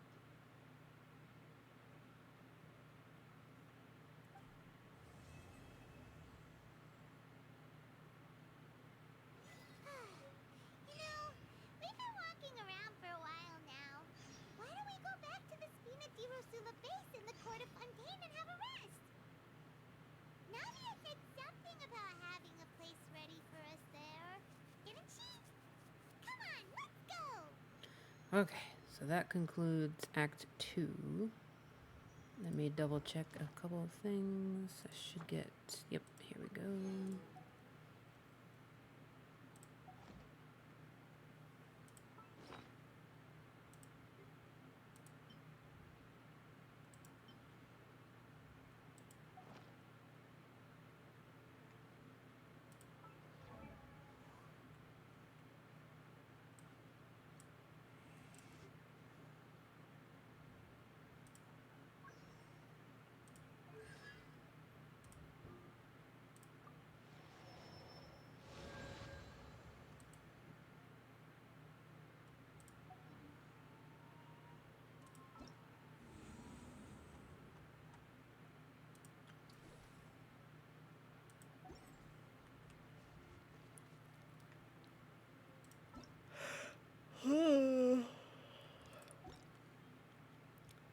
Okay, I'm gonna head back to the court. We're not gonna start the next act yet because it is getting late and I need to go to bed.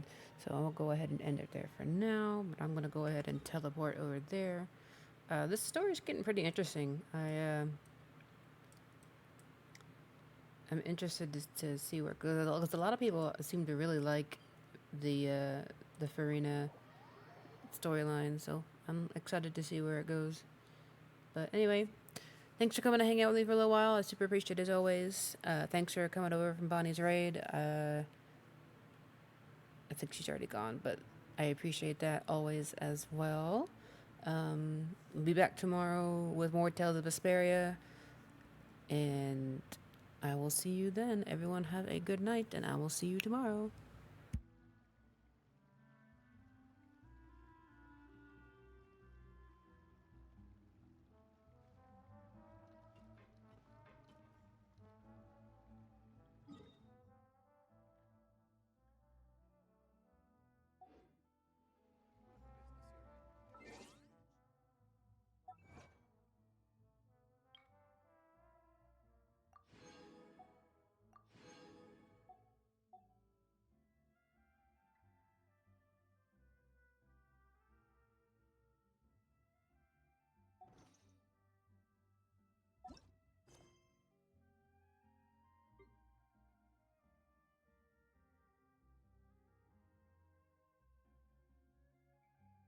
The damned will sooner die again than lay a hand on me.